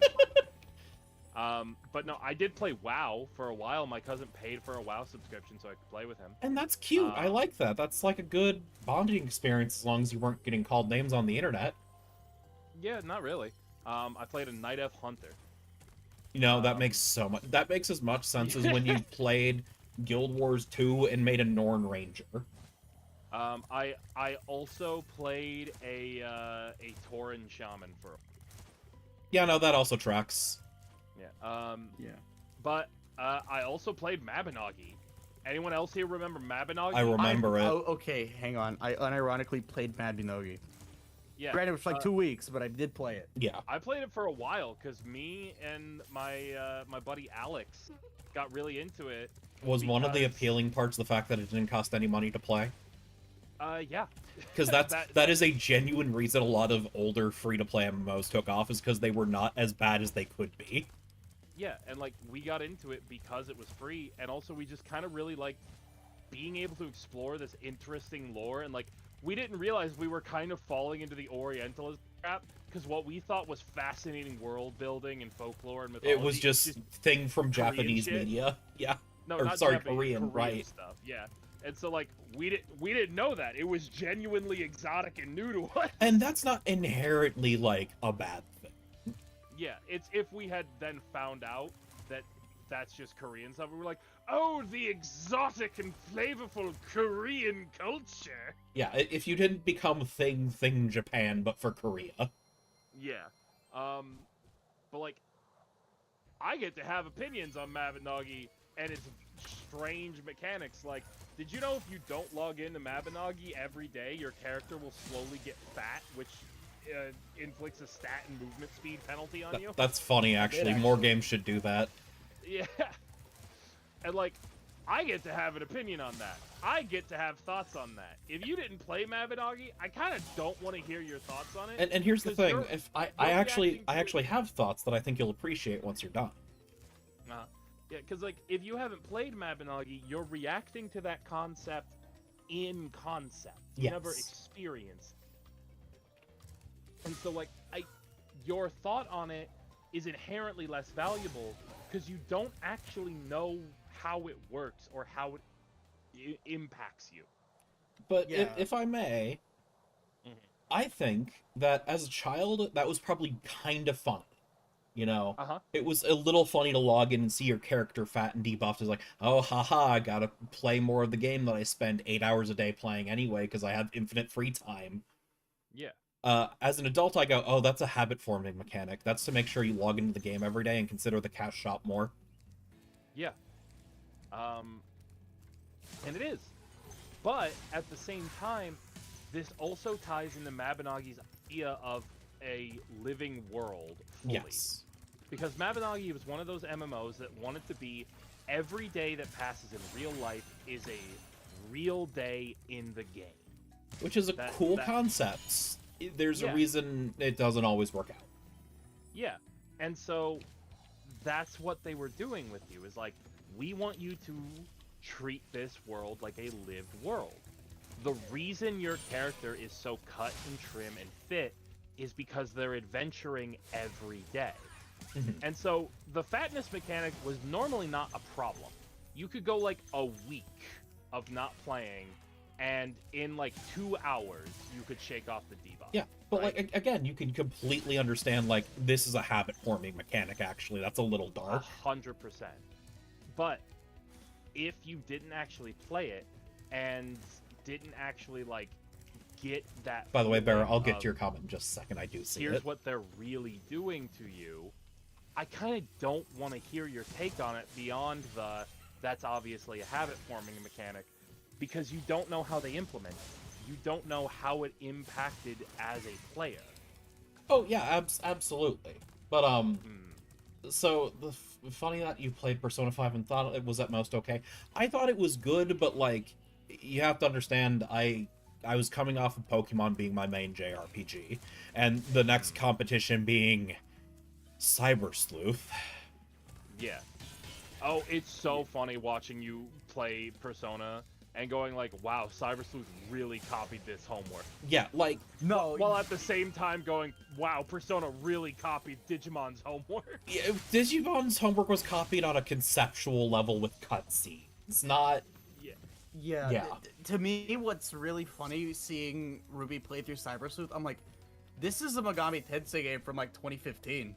Wait, you It's haven't seen me genuinely play just how Cyber these Sleuth? things work. No, yeah. What was that? You've watched me play Time Stranger, not. I would need to be piss drunk to play Cyber Sleuth on stream. Yeah, because no, I would no, be doing I nothing mean but Cyber Sleuth. bitching. Yeah, You've watching never a, seen Ruby play Cyber Sleuth. Time Time Strangers, Stranger. thank you is what it means. Watching how the skill inheritance were now the the evolution system's obviously different, but just the general flow of combat and how like the buffs work and how the broader strokes of the mechanics are Megami Tensei to me. Barrow, Yeah, we'll make it a obviously there's fucking collab once you get to fucking affiliate. How's that sound? Where Yeah, I'll be and- piss drunk and you'll be my handler while I play Cyber Sleuth. And you're completely right. Like, Time Stranger is a Megami Tensei game in the best way. It's Digimon taking a note from the broader SMT, going like, "Oh, we could do that," and like Yeah. not in a like head up your ass kind of way, in a literal like, "Oh, we are perfectly positioned to do this." It's like watching a FPS that came out after Halo, not just trying to be Halo, but learning lessons from Halo. Yeah. And Yeah, and that's all I'm getting at. It's not like, oh, they ripped it off. How could they? It's like, oh no, they. But you're Megami aware, Tensei you're formula, aware of they the fact that changed I'm finally experiencing a JRPG kind of designed to be a puzzle game. yeah, and Yeah. like it. Part of the fun of like watching Ruby play Persona 5 is that she was like, "This is a story game. I don't care about the difficulty. I'm dialing it all the way down." And I have to keep telling her like, "I need you to know you have shut off the puzzle." Yeah, Like, like Yeah, And it's the funny game- every time, and I'm Yeah. still having fun. Yeah, the way bosses are generally configured in Megami Tensei games is this is a puzzle. You need to figure out how to handle the boss. Yeah, and You Zero can obviously need confirm, stats. if you're not like me and grinding to hell and back, that's Time Stranger too. yeah, and like, Like, Zero, what was I your think- experience with fucking Junamon? oh, my my experience with Judomon is she was the first time I wiped. Meanwhile, Because I just shot her with my gun. Yeah, like I was sitting there going like, okay, I gotta be very. We were both on hard difficulty, for the record. Because Judomon hang on, is- how much is Time Strangers? I'll play Time Strangers and like Time Strangers is kind of inarguably the best. And Time like, Strangers is and listen, Sky, I 48 mean, bucks right now. Yeah, you're probably gonna want the DLC as well. yeah. That's the problem. Now, by the DLC, I primarily mean the extra DLC editions from the, like, DLC package 1, 2, and 3, but also, like, at that point, why aren't you just buying the higher edition of the base game? Because then you get the So- outfits. Ruby, I have a question for you. Yeah. What are the extra DLCs? Is this like I get to skip the Okay, game okay, shit? okay, hold on. What? I can explain every bit of DLC in its release order, specifically. Okay. So, Sky, we start off with just the extra add-ons for the base game, which is extra outfits and a couple extra quests, right? Nothing too Nothing major. game-breaking, just Additionally, cool things. and that's from like the deluxe edition, right? Mhm. Yeah. Additionally, you can also buy the grind DLC, which give you the experience zone, the gold zone, and the crafting material zone. You do not need to use it to beat the game, but it exists if you're like me and want to be a crackhead. Yeah, if Yeah. you just want to grind, they're giving you dedicated grind dungeons. Yeah. Yeah, and I understand people And want then- those. I understand some people like those. I don't want that shit. Oh, absolutely. Yeah. I'm just trying to help you make an educated consumer decision, you know? And then the other one is get access to 2 Digimon that are in the base game, but get access to them easier and earlier. Then I the don't last, like that. the final extra DLC that you have to buy separate from any other edition is the anime music pack, which I spent $20 on and it was worth every penny. But you probably don't need that, is what I'm going to get at, Sky. Then 'cause- what I'm hearing is I don't care about the extra grind sections. I don't care about the free Digimon. I don't want that shit. I don't like that being imposed on me. I'm Yeah. buying the base game and then just buying the additional stories when I'm done. Yeah, Yeah. that's fair. And then the additional stories are straight up like Oops. extra episodes of story, and they're And pretty decent so The far. first one is solid. The second one is weaker, but I liked the running gag, so it was appreciated. And then the third one, I actually kind of clapped like a trained seal at the end. Because, Don't tell me yet. I haven't played yet. yeah, that's the Alright, here it is. problem. Ultimate Edition bonus. Yeah. Unlock special Agumon and Gobumon. Okay. Is that yeah, it? So They just give you Agumon and Gobumon immediately? Sort They of. give you Those are an ones op- that can evolve into the Agubond and Gabubond, which are level 7s. they're movie tie Oh, forms. the bonds of whatever Yeah. they're called. I've seen the trading cards of those. Okay, I'm gonna Yeah. be so real. You can still could get not that care less. Digimon. That just gets you them way faster, and it And they only are requires weaker one when you stage. get them this way. Yeah. Yeah, They are much I'm- weaker when you get them this way. It's just a movie tie-in thing. yeah. I'm okay. Then yeah, I really couldn't care. I don't like having my progression broken, which is. I don't care. I'm going on this rant. I don't like that Atlas constantly sells progression breaking as but DLC. before we do this Yeah. quick, Sky, Gaian, your computer probably can run it unless it's really old. It is Like, not an hang on. intensive game. Here we go. Minimum required specs: Core i5 8th gen. 8th gen is like 2050. And an i5 too. They're not even asking for an i7. And it's like hang on, Core i5 8400, and it's not even like a higher end one. It is like a mid tier. And that's Hang like on. the part that would be holding almost any PC back the most. Give me release date.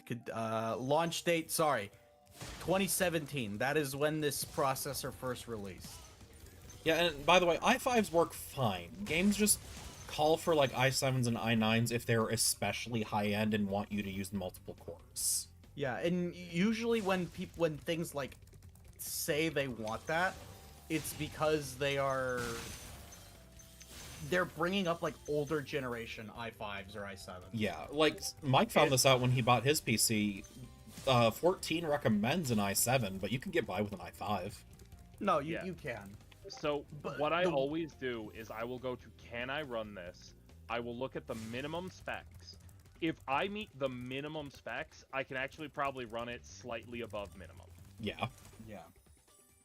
Like, and I will say to anyone reading like minimum / recommended requirements, and you're reading the processor, your processor generation matters more than whatever it says. So if you have an i7 7th gen, and this is saying you need an i5 8th gen, you're probably fine. Yeah. They are comparable enough. Yeah. And like Memory 8 gigabytes of RAM, graphics fucking 970. yeah. Graphics Alright. 970. Oh, What's wait? What's the graphics card? Minimum required is a GTX 970 or an AMD RX 580. So basically a graphics card from like 2012. So basically, if your computer is Yeah. from the last 10 years, it can probably run it. Yeah, but wrapping back around, Sky, I'm also not a fan of Atlas making it so easy to get progression skippers. Like, Yeah. at least there's a bit of the balance of, like, you can buy this progression skipping Persona in Persona 4, but you can use its ability, like, once per dungeon because of the way SP scaling. Yeah, obviously, but I mean the other thing is, okay, I'm trying to think. Okay, I buy Izanami no Okami Uh-huh. for Persona 5. I don't need to use any magic. You just 9 use times out basic of 10 attacks. Yeah, I can Yeah. use your basic attacks and clear. If I need to use magic, I will swap to another Persona. Yeah. And, like, I do What know that that's an issue that, like, Ruby shares. Because when she's playing through it, I keep telling her, like, okay, don't touch these things until you're at level for them. But once you're at level, I promise you they're not overpowered for the level they're Yeah, Yeah. I'd have no issue with progression skip DLC if it was either opt-in to where you are starting a new file. Would you like to opt into this DLC you purchased? Yes or no? And then if I say no, all right, don't bother me with it. I'm doing this for my own. Yeah. I'm doing this for my own challenge. Mm-hmm. Oh, I'm Because like sorry, having easy Guyan. mode and having like. Oof. Is your Well- computer pre-built? Real quick question. It probably is. 99% of people have Well- pre-built Sky. I know. I just have to clarify because some people just have things they built themselves from like 2005. And, like, I think progression skips in the way that Time Stranger did it, where, like, this isn't actually a progression skip. We are giving you a worse version of something that you can normally only get either at the very end of the game or the post-game, because we know you care about the aesthetic of Hey, it. if I might actually add a little bit, Yeah? I think they might have the same stats. No, they are explicitly worse stats, I've checked. Oh, okay. But Yeah. the I have to think. Sorry. The other thing is they will inherently be curbed by your available max level for a bit. Not Yeah. perfectly, but at least a little bit. Yeah. Yeah. Which Now they actually, are, real quick, are still But- strengthened to a degree by their Siggies being so strong, but they can use their Siggies like once if you're lucky. No, for the I most part, remember you're going to when- be only using them once while you're using them to buy packs, but still. Yeah, but like when I first unlocked their ability, if I had evolved those special guys at the level I got them, they literally wouldn't have had enough MP to use. Now, Sky, I know you don't care that much about spoilers. I'm about to say something spoilery. If you are watching this either in the VOD or in the side chat and you don't want any spoilers for Time Stranger, there is a mechanical reason to use them at endgame, and it's for the final fight. Because the longer your Evo chain is, the longer you're locked out of finishing the fights. Yeah. And these so guys they're- have no Evo chain. Yeah, and so they're weirdly really good for that fight. Yes. In a way that was clearly unintended. Yes, absolutely. Yeah. I'm just saying, like, there is technically a reason to bring them to endgame, but it's not one you would know playing blind. But Yeah. what if it was Zero? Did you think about that? I know it wasn't. There's literally no possible way it was. You know, and even if you could, you can effectively recreate this with Magnamon. You can. Like, sure, you have to go through, like, a couple extra stages. But, like, any of the armors do the same thing if their stats are maxed.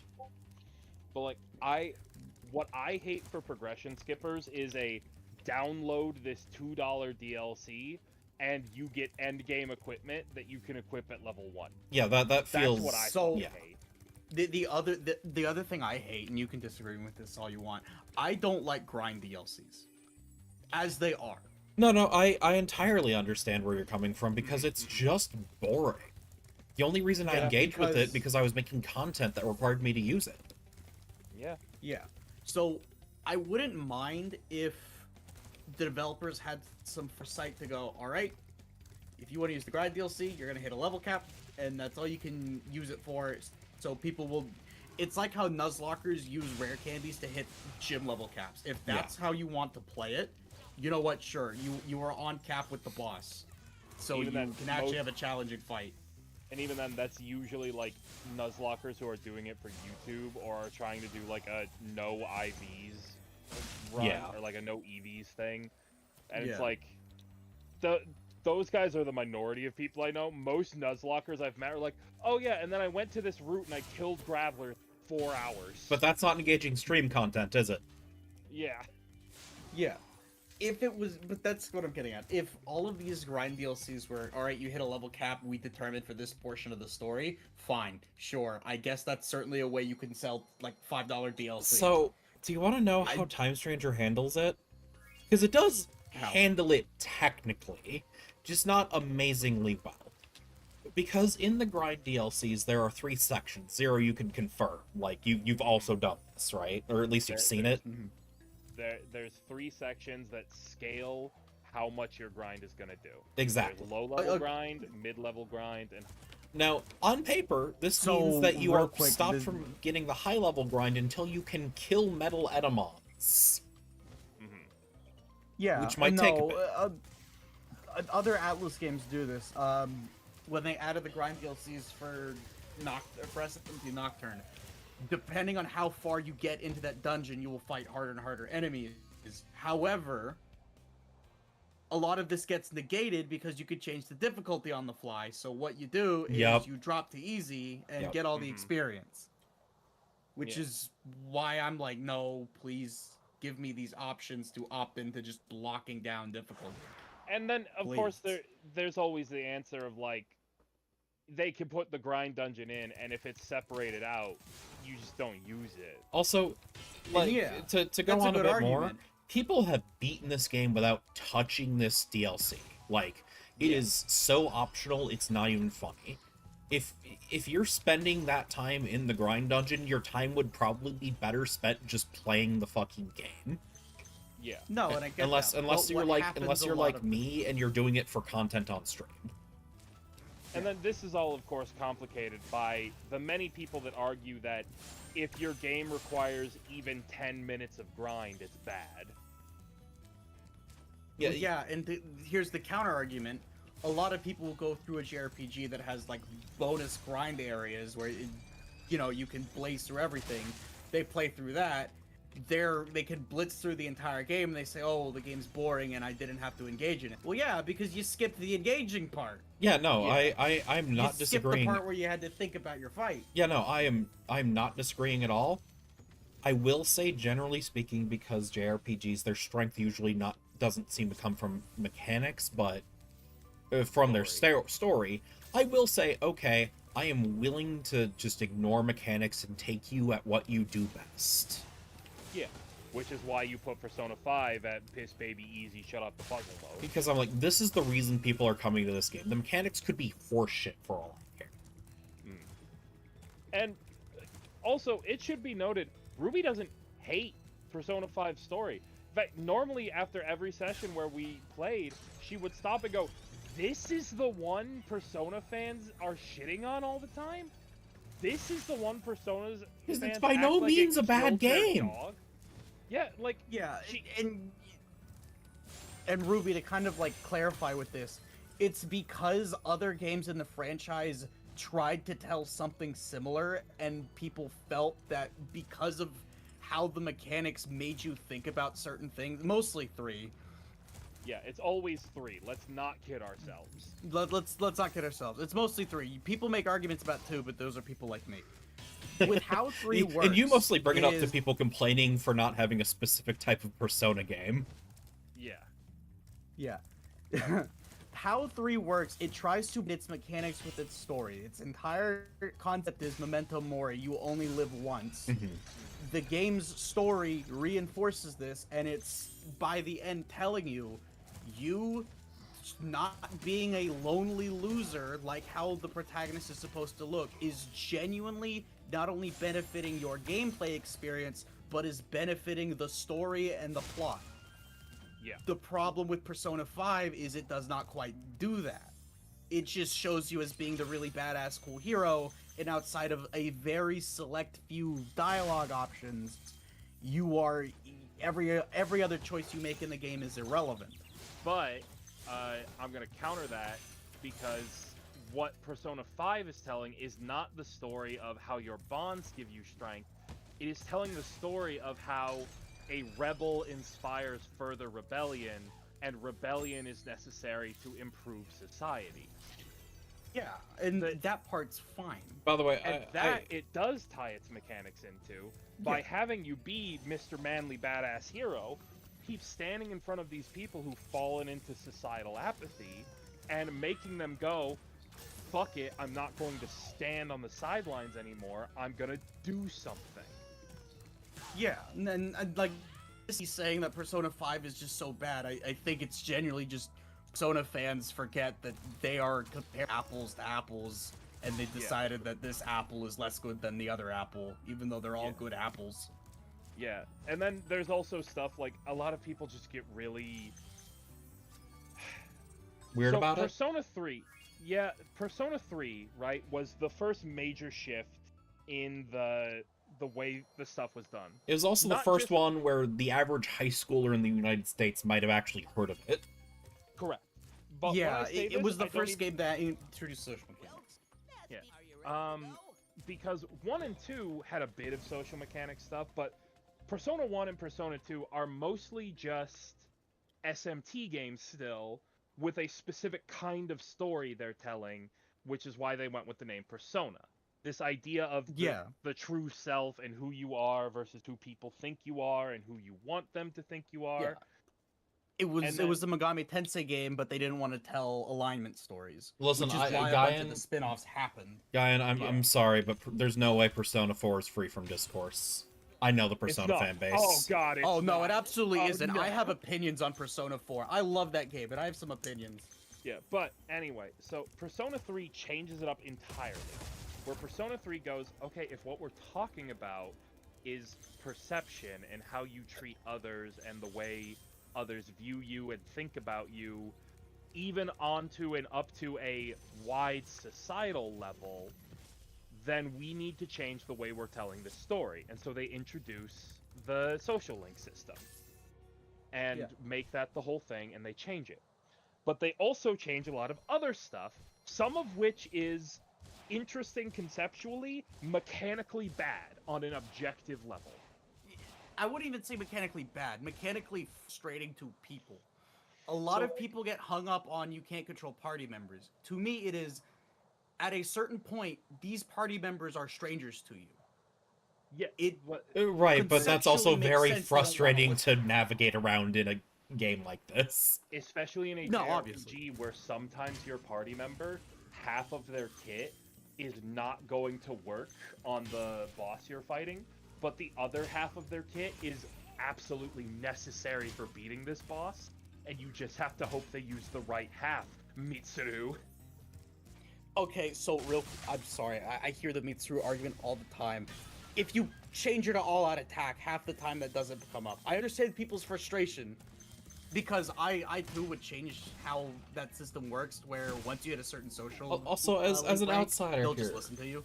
as an outsider here, obviously, it sounds like mechanically Persona was really good at creating puzzles in its menu games, right? Oh no, absolutely. Every So boss is taking literally a combat taking away your player agency and completing the puzzle is very frustrating. I get it. So like, what if you were putting together a puzzle and every now and then, without you having any way to judge Just a what would rat happen, shows up and changes where you're putting the piece now? Yeah, you like take with the a puzzle very piece out of your hand and move to Yeah. Yeah. with a very limited amount of input you can give. You can give them like battle styles, and generally they will stick to that style. There's like only use magic attacks, focus on support, focus on But healing. like, as a dev still kind General of thing. feeling out new experimental types of gameplay, I can see how this idea was cool to approach. Especially Yeah. because this is also being combined with stuff like, you know how in Persona 5, Ruby, when you unlock the ability to swap party members mid-battle, you're like, oh, this is a game changer. Yeah, that's huge. You never get that in Persona 3. Oof. Yeah. And part of it is because Persona 3 is a system of like fatigue. Mm-hmm. So and the main character gets fatigue. So Yeah. they purposely want to limit how far you can progress because there's very few fatigue healing items. Yeah. So, like, you know how I keep telling you about SP management when you're going through dungeons? How Yes. there's so few ways to regain SP, and when you're out, you're out. And that's how they encourage you to tackle a dungeon over multiple visits instead of just in one shot. But also, it's really In fun to do it in one shot. Yeah. Oh, no, absolutely. And it's ideal, in fact. But in Persona 3, you just can't. Because after a certain number of battles or a certain number of floors in the dungeon you've surpassed, NPCs and even the main character will become fatigued, So, which is Wait, where they hold on. start... Yeah. Yeah. so it sounds like the actual management of this game is balancing how many floors you progressed and probably being like one behind that, and then just killing every enemy on the floor before you have to end. Kinda, yeah. Kind of how Persona 3's dungeon progression works. It is all one big mega dungeon. Mhm. But you have to hit certain floor milestones on certain days. So it's like it's And a little bit like Abyssos if it was more central. Yeah, Yes. kind of. Usually what will happen is a plot event will happen that forces you to deal with a boss. And it is in your better interest to get to that, to already be close to that floor where the boss is located. Because, And like, if- No, if go you ahead. slip- Go on. If you slip too far down when that boss shows up, you have to start pushing past that floor for like story reasons after that boss shows up, and the further back you are, the less time you have to spend on the social mechanics, and the harder and harder the game becomes. So it's that idea of balancing out your dungeon traveling, your schoolwork, and your social mechanics. Which Yeah, I'm sure there was an because- optimized guide for this that was out by like the first month. Still, Yes. Years, actually. It took about a year or two for an optimized guide to show up. I think that a lot of Persona fans forget that not everyone's playing with a guide. Genuinely. No, obviously, but that's sort of Persona 3 especially. The idea was you are not going to be Mr. Perfect, but we want you to try to do your best and figure out how to balance this. Yeah, and that's Where that's I- generally what Persona's been good at Yeah. forcing, honestly. Yeah. Where I get frustrated with Atlas's grind DLCs is suddenly you get to skip 1/3 of the cycle. You get to part of you clearing dungeons is to get money. You spend money on the social things. The social things give you better social skills. You use those social skills to get social links. The social links help you in the dungeons. But by the And way, it's a little I actually kind of want to address Barra. I admit I don't want to use a guide for Persona 5 partially because I do want to experience the story it's telling, yeah, no, and that guide that's best experienced organically in my opinion, especially as a streamer, right?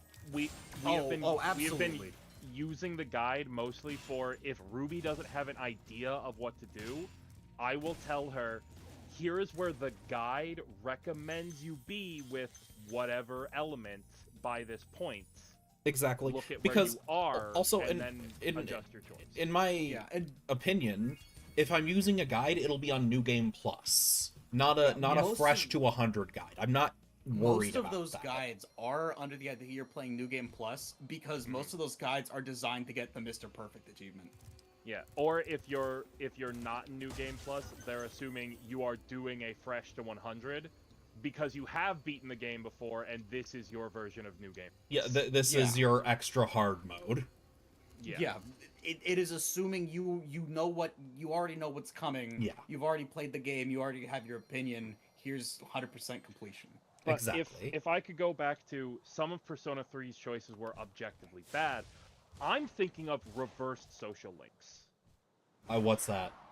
Okay, So let me explain that one actually. That sound like before you begin, it sounds like you're trying to get a guy to hate you. Pretty much. No, you're not trying. It can happen. Oh. Yeah, if you click an incorrect dialogue option, the link will, or do a certain action in the story, a character will no longer like you, and you have to work to unreverse the link. And this The can prob- often take many days of in-game Yeah. time. But the bigger problem is you can do it by accident. Yeah, If you just ignore a don't guy? pick someone. Yeah, Yeah. if you don't go hang out with So- someone so- for a set amount of time, So- it reverses. So the part Yeah. where I keep blowing off Ryuji because I've got so much shit to do. Yeah, If that was Persona 3, it would reverse. You wouldn't get an XP bonus when you fuse those personas, and he wouldn't give you any of his beneficial skills. And in fact, one people don't talk about enough is that shadow enemies who are aligned with that tarot might get a buff. Okay, that is a I didn't know about that That is one. a fascinating concept, and I like it. I understand it being very frustrating to play through.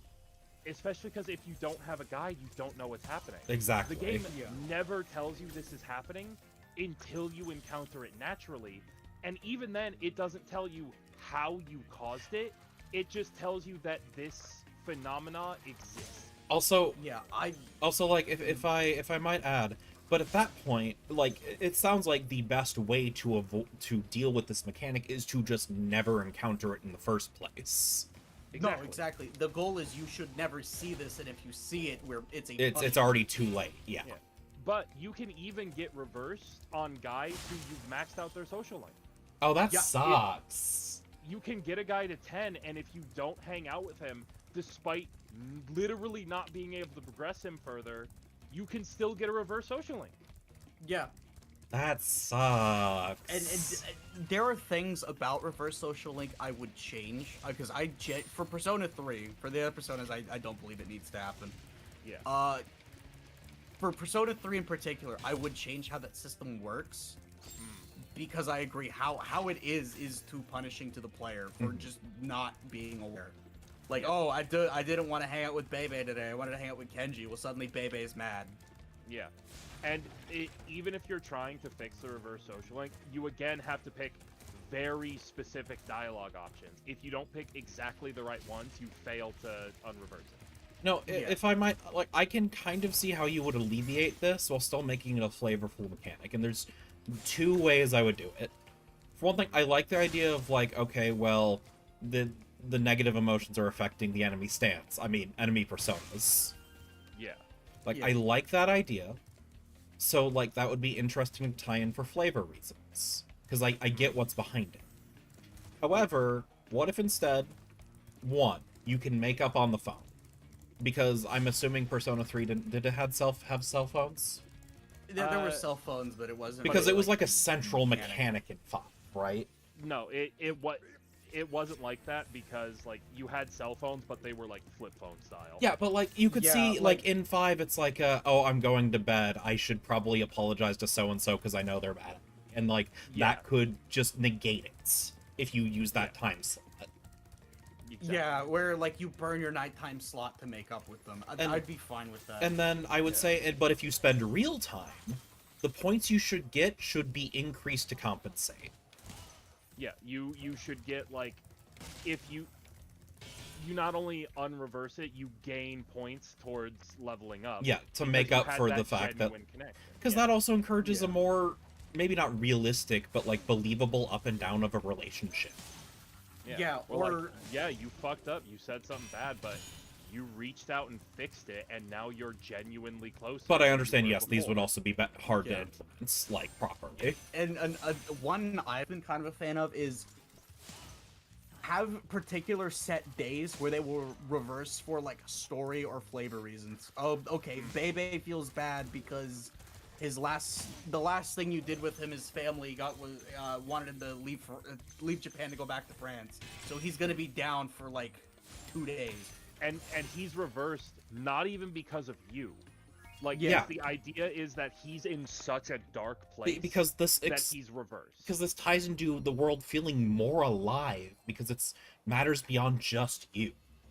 And you can have a designated guy that, like, he reverses sometime in the first third of the game, no matter what, to introduce you to the concept. Yeah, and then again, you can do, and God, I'm sorry, I just realized, and then you getting the bonus in the first forced case to negate him. Instead, this becomes you were a good friend and they appreciated you reaching out when you knew something was wrong. Yeah, Yeah, and, like, no, exactly. and then you get, like, okay, if you have somehow caused a reversal, you already know that there is a way to fix it, Exactly. and that, in fact, you will be rewarded for fixing it with the, like, time lost. Exactly. But it's still not optimal. The only other time I can recall Persona did Also, hello, Mystic. reverse arcanas was the Moon Arcana in Persona 4.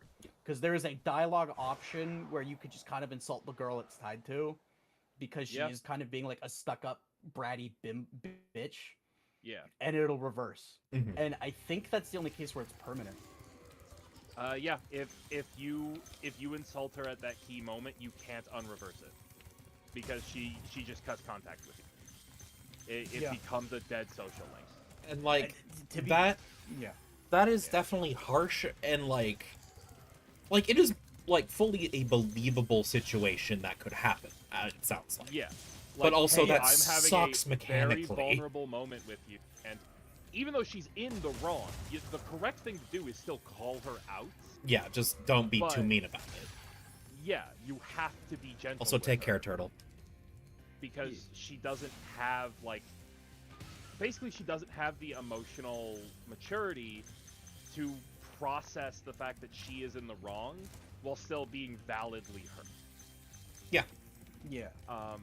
And so you have to be gentle with her, and if you're not gentle, that same lack of emotional maturity causes her to just cut contact with you. Yeah, and again, narratively it makes perfect sense. Mechanically, if you misclick or whatever, that's gonna feel so bad.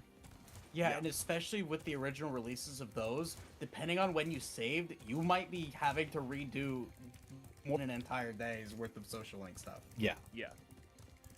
And then there's also stuff like, some of these social links are really hard to navigate because of 3 things that Persona 3 is especially egregious with. Is So, it because they're not all now- just for Yuji and easy to read?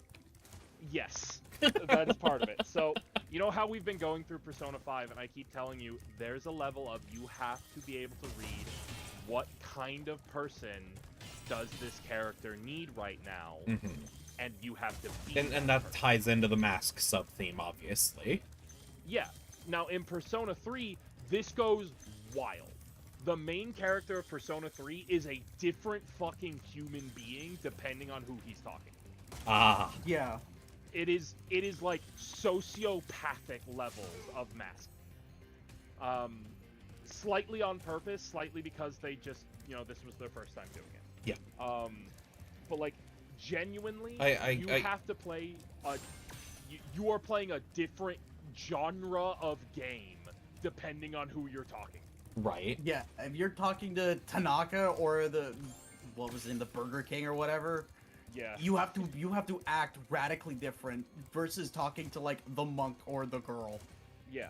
And then second, and this is out of 3. Second, in 3 especially, these are some very Japanese problems. Yeah. Because it's about the idea of Japanese apathy, and the Japanese struggle with depression and like And that death. seems to be a recurring problem with fans of Japanese media, by the way, where they don't quite get the. Sometimes there's a Japaneseism or two in there. And like this is even worse than that. This isn't sometimes there's a Japaneseism in there. This is based in obscure Japanese sociological philosophy. Yeah. Like one of the social links is a monk who the way you meet him at a nightclub where he's there at the nightclub every night getting wasted and smoking cigars despite being a very Buddhist monk unlike and head of a temple. unmonk-like behavior. Got it. Yes, but he's not a joke. The idea is you're supposed to ask, like, how can this guy be a monk who, like, wears his monk robes and operates a shrine every day, but he's violating his own religious tenets every night? And you have to navigate how a person could become like that in modern Japanese society. And if you, like, even if you're Japanese, that can be hard to navigate if you've just never interacted with that kind of guy. Yeah, and another big one is Bebe Yeah. having to deal with a French weeaboo who is having to fight like French cultural norms. Mm-hmm. There's language questions where you can trick the poor sod into saying the wrong greetings, and he Yeah. keeps it through the whole game. Yeah, and like, that's just a joke, but like, there are levels of like, Bebe is trusting you to help him navigate Japanese society because you're the first Japanese person to open up to him. Because I think in Japanese he's American, not French. I'm not entirely sure. That would be I'm not that sure would be a either. believable He's localization, though. I get it. Yeah, Yeah, but like, he is strictly a Westerner that does not understand Japanese cultural norms, but he is a Japanophile. yeah, and like, part of why he's a Japanophile is he didn't fit into his Western culture either, because like, he's gay. Like Like it's never- unapologetically. like he is a very feminine man whose passion is for like clothing making. Mhm. And I don't mean like he designs outfits. I mean like this guy wants to make hats for a living. Mhm. Like A haberdashery, if you will. Yeah, Yeah, like- I think a plot point is he wants to make a kimono. yeah, and so like he's gay. And he makes some hints here and there. He never hard confirms it or even talks about it too much that he didn't fit in his country either. That there are expectations that are, you know, placed on men from where he's from that he can't live up to. And he thought he would be free of them in Japan. And instead, other expectations are being put on him that he barely understands. And you are the first guy to reach a hand out and offer him help navigating them. So he trusts you implicitly, and you can take advantage of that. A little messed up. Yeah, Yeah. but the problem. Yeah, and some of those prompts are straight up just Japanese like language questions, Mm-hmm. which works in Japan. But Not some- those yeah. questions aren't localized. Yeah. You can literally tell Bebe to like say sayonara, which to Japanese people is like a permanent "I will never see you again. Yeah. We will never meet" level Yeah. of goodbye. And so he comes off as like really rude if you tell him that. Also, And yeah, the Guy, only way I'm you playing find- optimally. You knock out the thieves with pot lids so you don't have to chase them. That's optimal gameplay. And like the only way you find out that you've done that is that after that you will hear like whispers in the hallway of people talking about how Like How rude what? and Sorry. stupid Okay. Bebe is. Okay. yeah. And like it doesn't reverse a social link or anything, but like you get confronted with scenes confirming to you that by telling Bebe what you did, you have ruined his social life. And it does play into his ending. Whether Bebe chooses to go home forever or return to Japan can depend on these innocuous. Yeah, which is partly why some people got mad at Persona 5. For as like interesting as some of the social links got with dealing with the character's struggles, a lot of them don't feel permanent, I guess is a way. But, like, Yeah, it and, sounds like a bet of their own making, because I guarantee people were complaining about that. Yeah, Oh they no, were. without a doubt. that's why 4 doesn't have it. Literally, the next game in the Persona series gets rid of both of the things I just talked about. Yeah, there is a rare few social links in 4 that can reverse, and they reverse as just distinct story plotline. You Or have to go out of your way to purposely fuck them up. Or because you did something that the game shouldn't have had to tell you was a problem, like cheating on your girlfriend. Yeah, cheating on your girlfriend, siding with the killer. And I can already Yeah. see what's happening here. They were testing the water to see how people would react, and they probably appreciated not having to deal with mechanical horse shit, so they just removed it entirely for 5. No, Yeah. absolutely. Like, there's without a doubt. I'm just saying, because for that sort of like leniency and ease of whatever you want to say, there is an aspect of it that is just lost. Yeah, and we can talk all day about how valuable that aspect was to the medium, and I literally mean we could talk all day and all have valid points and never reach a consensus. Yes. Because that's a complex question. That's a deeply complex question of how much can you annoy a player in a game and have it be a valid choice of media. Hell, you know what? Hey, can I bring it back to swinging a bat at the Pokemon Nest again? Yeah. Oh, absolutely. Pokemon fans, validly, in my opinion, complained about how very frustrating it was to get ready for competitive, which was quickly becoming the major post-game event, right? When you had to reset the game multiple times for certain TMs. So by Gen 5, they just made them permanent. But now everyone's complaining that takes out the challenge. And I'd say those people are mostly wrong. It but, like, really I do depends on see how what- the distribution goes, but yes. But then Yeah, now we see in Gen 8 and 9, they have tried 2 different ways to address this problem, and I don't think either have been stellar. Well, hang on. They addressed the problem and yet created the same problem. Urshifu is a big one. Yeah. Urshifu is played on basically every competitive team. It is one of the best Pokemon. Both of its forms see play. You are locked to one form per save file. Exactly. Yeah. But like even But things like hey, sorry. being able to swap out your entire move list from your level up list, the TM list, and now I am told even the egg move list by just hitting pause, opening it up, and selecting what moves you want to have run on it. And like at any time for free. And like to me, that's a fine thing to unlock once you beat the Elite Four. Mm-hmm. Or hell, even just like a certain progression I've for a gotta badge. change my category. Give me a second. Oh, are we swapping? Are we just? Oh, No, we're playing. you were on Spyro Spyro 2 2. now. Spyro. Oh, we're changing. Does Spyro Spyros. Reignited not have its own general? No, it doesn't. I've tried. Weird. Yeah, but you want to know what's weird about that, Ruby? Yeah. Bravely Default and Bravely Default HD have 2 different Sorry, Bravely Default has 3 categories. Bravely Default Flying Fairy for the original release in Japan that we never got. By the way, Reignited is not its own category. However, I can choose between which version of Spyro I play based on release date.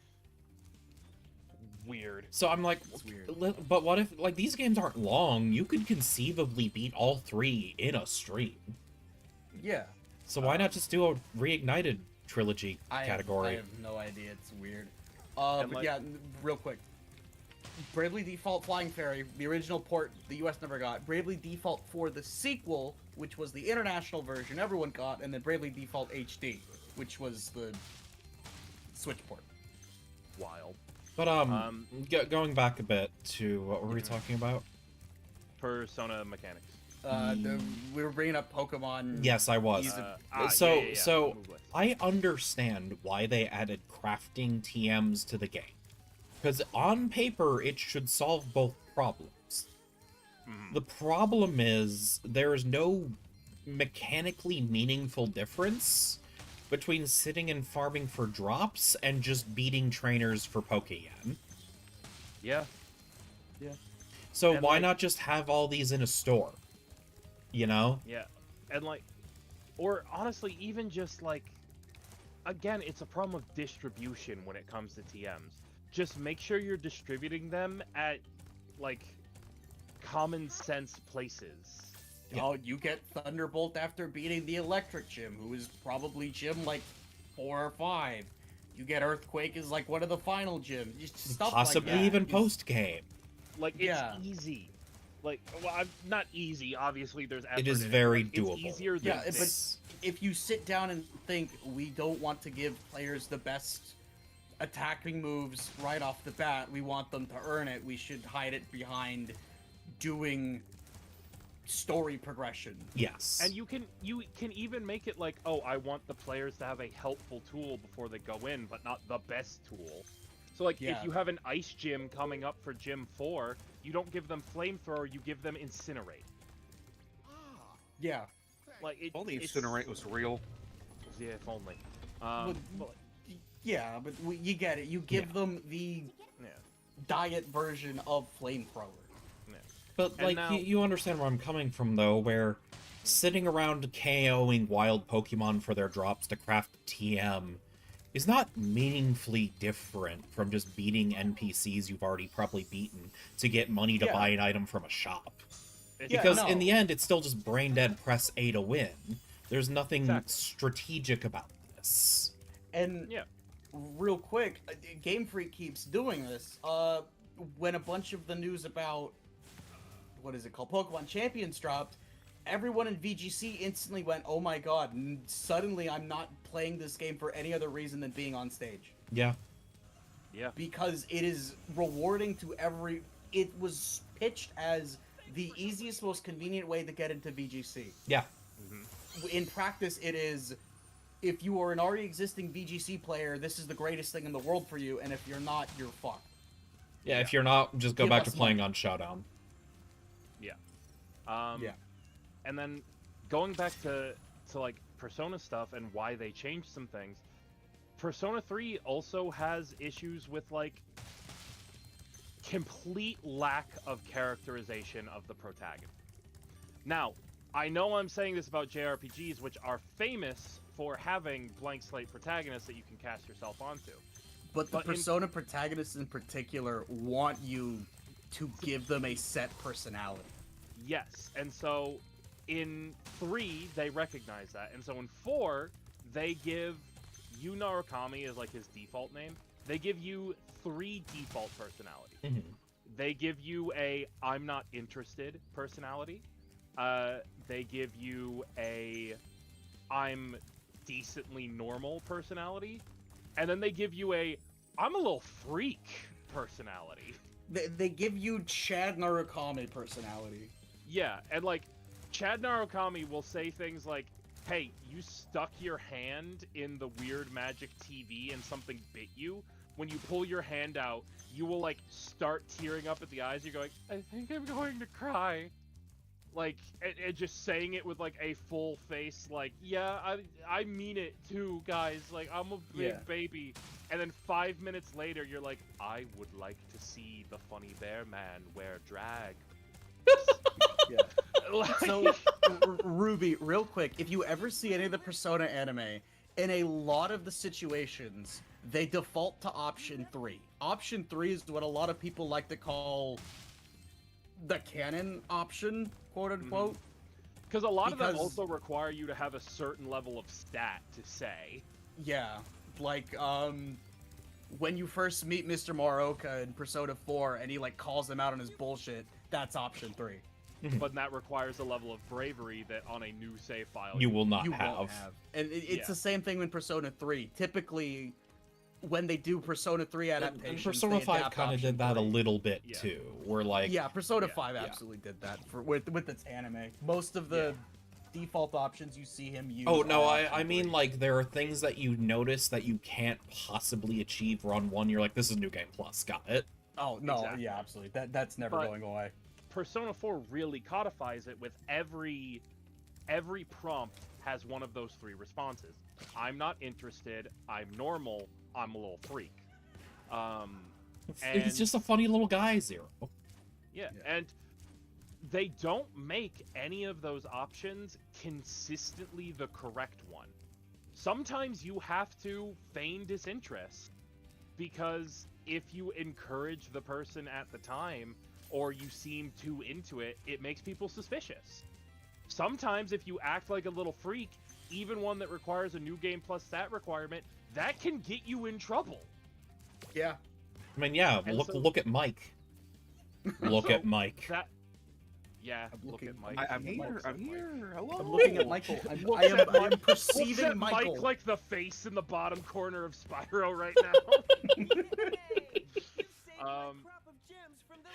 But yeah, like, Why are you And looking at so- me again? because little you're a freak. little freak. Am I though? Yes. Yes. But But are you For some sure? Mike, Yes. Mike, Complained about do I that. have to bring up your list of crimes? What crimes? You Crimes. put a Don't- guy into a don't. blender. don't let him have. Don't. Mike, Don't your fall into idea his trap. no, Mike, your idea of letting Zero allow you to play a necromancer was, but what if she's hot, so it's morally gray? Yeah. Yeah, By the way, yeah, exactly, exactly. and like people complained about that in 4 a little bit because it still felt too much like you doesn't have a set personality. And yes, chat. Yeah. Moral of the story: if you're a hot woman, you can get away with anything. It's morally gray. And The real joke quick, for those who Zero don't know is about Sylvanas from World of Warcraft. Yeah. and Zero, in the context of Persona 4 alone, it's fine that they didn't want to give him a set personality, because 3 kind of made you feel like you want this man to be emo and a little distant, And but you're he not learns gonna- to warm up. Whereas with you, it feels more like you's kind of autistic and is trying to figure out how to navigate personal relationships. A little bit. But where the issue comes in is More like Atlas the decided issue. Yu Murakami was going to be a poster boy, and they had to give him a default personality. Yeah, and so that didn't work very well. And then Chad, 5 did you came like my along- joke? Chad, I hope you liked my joke. We love Your joke was very funny, Ruby. You're very good and pretty, and you. Okay, have now you're nice just now you went too far. But You are the prettiest girl at the county fair. God, I wish. And then in Persona 5, I genuinely think they kind of figured it out. I think Joker has a very clear default personality that still has enough opening that you can inflict yourself on it a little bit, while still being Joker no matter what you pick.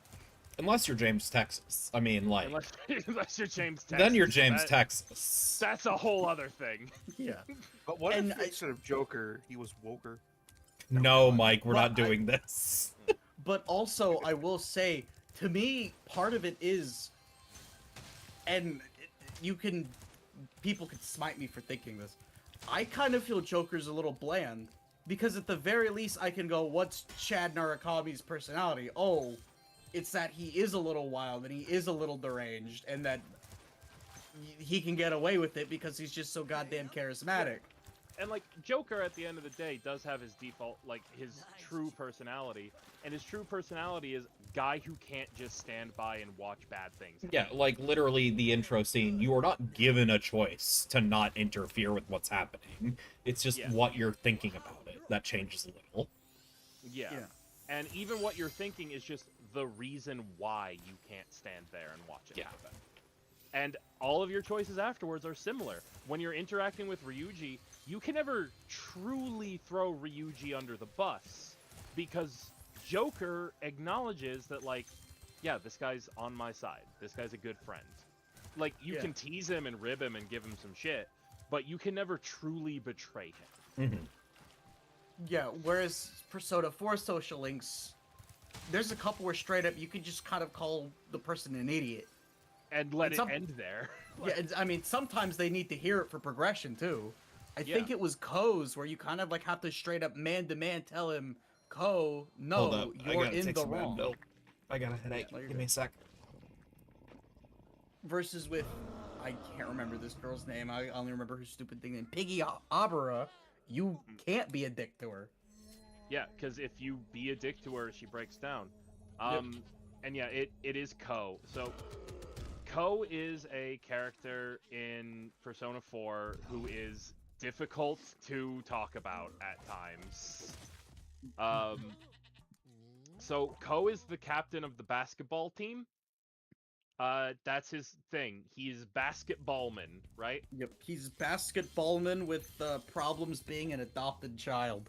Yeah, so he's an adopted child. But he's very cheerful, carefree, always attempts to joke around with people. He presents himself like Davis. Yeah. Does that immediately help you vibe with No, this, Ruby? no, I would probably vibe with this man. You're right. All right. He has a crush on one of your party members who's like a big tomboy, like all this stuff, right? Mm-hmm. So the thing with him is that he gets into a kind of rivalry with his friend Daisuke, who's also on the basketball team, but is way better at basketball. No, I thought Daisuke was the soccer team, or is it changes depending on which guy you go with? It changes depending on who you go with. Oh, okay. Yeah, so it's revealed that Ko doesn't talk a lot about his family. Because not only is he adopted, he was adopted by a very strict, old-fashioned, conservative family. So, like, every day when he's at home, the family is led by his grandma. They go through tea ceremonies, traditional activities. He's not allowed to wear Western clothes now. Like, this is the level. Oh, we're reaching levels like old-fashioned means before like the 40s. We are talking these are like Meiji Restoration to Heian era stuff. Like, there is a scene where he was raised by a nice little Amish family. Yeah, no, not even nice. There is a scene where his parents call him a barbarian because he enjoys playing sports. God damn, I think even the Amish get to play sports. Not even specifically because it's basketball, but because he plays sports at all, he's called a barbarian. Because he should be a scholarly, erudite philosopher. Yeah. They want him to be traditional, like, upper-class Japanese man. Yeah. And he starts to break down a little. Wouldn't you? Yeah. He recognizes that he's adopted, and therefore he does not actually have to inherit the family traditions and become the next head of household. And not having that causes him to start acting weird. Well, especially because that was probably a hard decision to make, because that's your default support network right there that you're saying no to. That's a big deal. Yeah, and like he starts to like come to some realization, like it's not that I necessarily hate my family or anything. It's just I hate how man. they treat me. Yeah, and he even gets to the point where he's so conflicted and fucked up over it, he starts skipping basketball practice despite being the team captain. Oh. He starts getting into arguments with Daisuke despite Daisuke being his only true friend. And there comes a scene where the only way to progress it forward, literally the only way to move it forward, is to look Ko in the eyes and say, "You're being an idiot." Something that is fairly unique to this scenario, it sounds like. Yeah. Yeah. But there's a lot of scenarios where at certain points you just kind of have to tell someone to cut the bullshit in a particular way. Mm-hmm. And this is contrasted with other characters in the same game where you might have to tell them to take an objectively bad decision because otherwise they'll get mad at you. No, that makes sense. Oh, man. Like, Ko and Piggy Abra are the only characters I remember where you have to take a bad choice. Yeah. But for maybe the tutoring. Yeah. I think the tutoring kid have to do that. And if I might jump back in here, this all sounds very fascinating, and I absolutely get how this was revolutionary for people who are of the age to be eating chicken tenders or possibly even wings. Mm-hmm, mm-hmm. But in the end, I get why the modern games, when viewed from an adult lens especially, I am not having my worldview or understanding of the world reasonably shaken by a game made for 13-year-olds. No, absolutely. This is definitely made for teenagers to kind of get them to think about their worldviews. Like, because that's typically when people who are into the franchise first play them and first experience them. and I'm not negating your memories at all. I am saying I'm going to be 33 in 2 months. A video game is not changing my mind about how the world works at a fundamental level.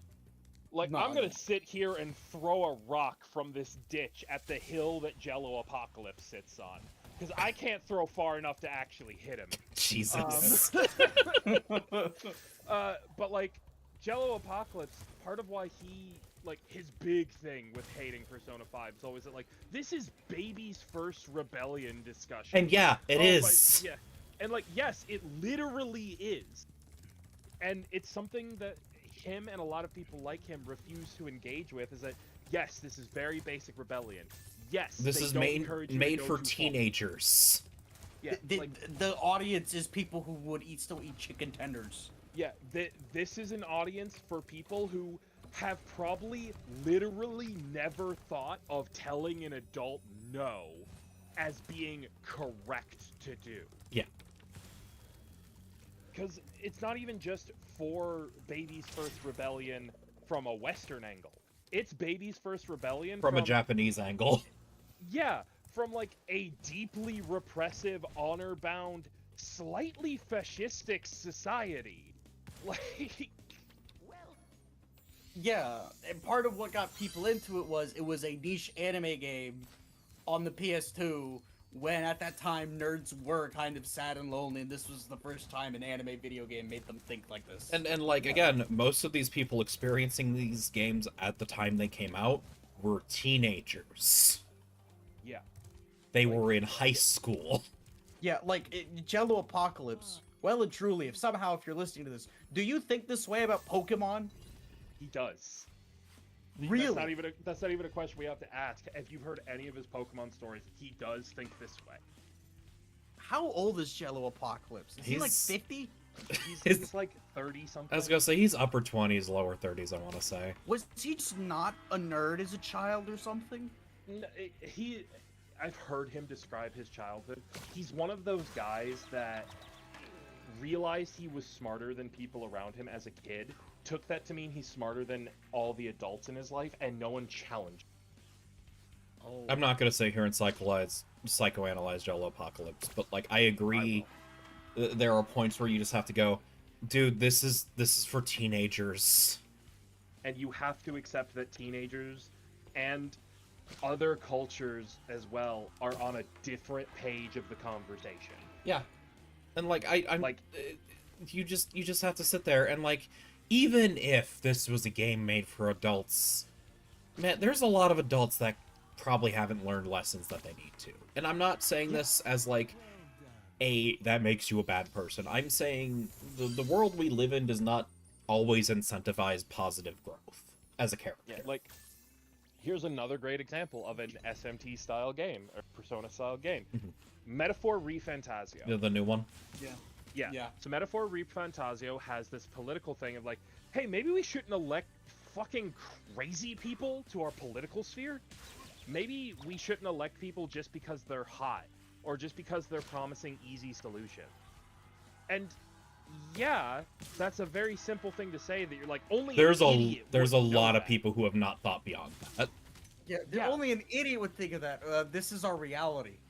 Yeah, and a great example is there is one guy who There- his idea is, I kid you not, get rid of the old people.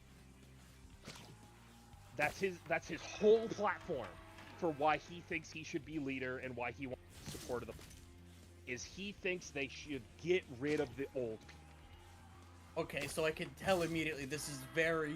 This is absolutely sustainable long term. Yeah. Hang on, they're absolutely basing these factions off Japanese political parties. Oh, absolutely. 100%. I'm just This is too a American to talking know point the in the details.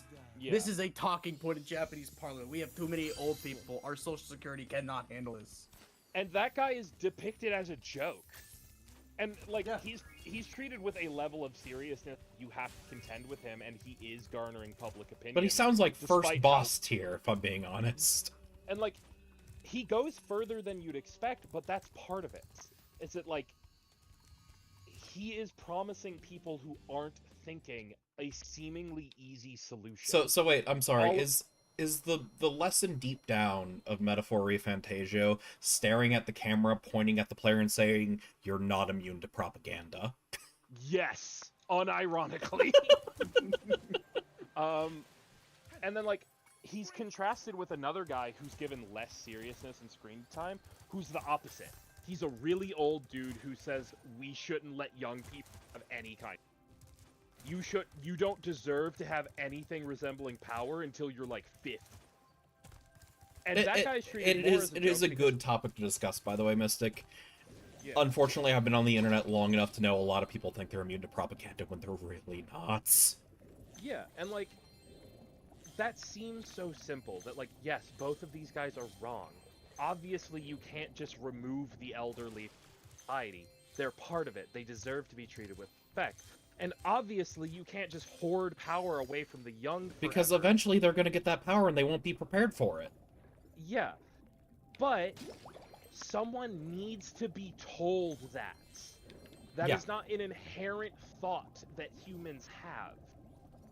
And Yeah. some people are not going to challenge their inherent thoughts unless a piece of media is the first time they're forced to think about it. And, like, listen, even if you look at this piece of media and say, this is horseshit, I disagree, I'm still right, I am glad that it at least made you say that, because activating your brain more is good. Yeah. If I'm an English teacher, so maybe I'm a little biased. but It's just a literally little. Literally part of my job is teaching kids to think about thinking. And what I mean by that is you can't just tell me that's the thought you have. You have to tell me how you came to that thought. Mhm. You have to tell me how you having that thought ties into the evidence you've seen, or how the evidence you found generated that thought. And again, not everyone's going to come to the conclusion that is correct, or even, like, is, Yeah. like, the one that you would prefer to be a bit more general. So, like, but, here's like, a perfect example, right? So, one of the books we're reading in class right now is called Punching the Air. Punching the Air is a book based on the story of the Central Park Five. mhm.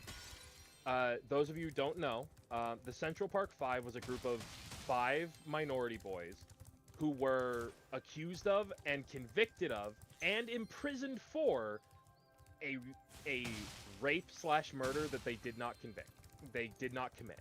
Mhm. They spent over 10 years in prison for a crime they did not commit, that they were convicted for on what was obviously at the time, but not like consensusly agreed upon, to be racist evidence, biased jury, biased judges, all that stuff for decades.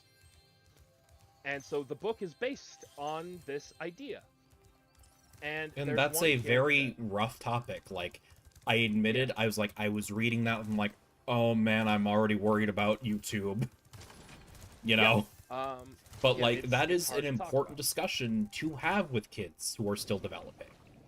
Yeah, and this kid, like, one of the things we did is you have to pick one poem from the book, because the book is a novel in verse, right? Mhm. It is depicted as the character being convicted of the crime he didn't commit, using poetry as his form of expression and outlet for his feelings. Mhm. So the entire book is a collection of poems that tell a story. Every kid at one point has to pick a poem from this novel, analyze its themes and the like poetic methods it's using to convey those themes. And we didn't tell them the themes. We didn't like give them a list of themes that are present.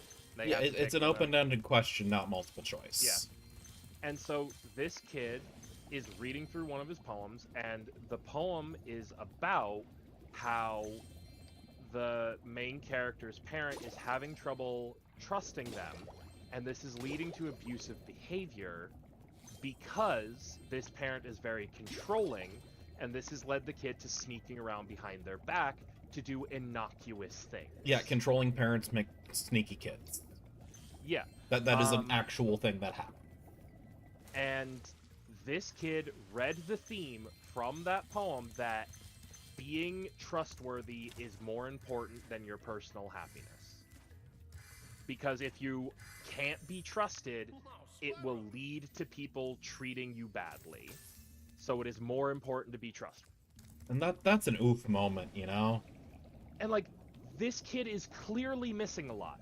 Yeah. This kid is clearly not fully engaging with the text. He's kind of obviously barely reading it. Yeah. And he still found some arguments to explain his thinking.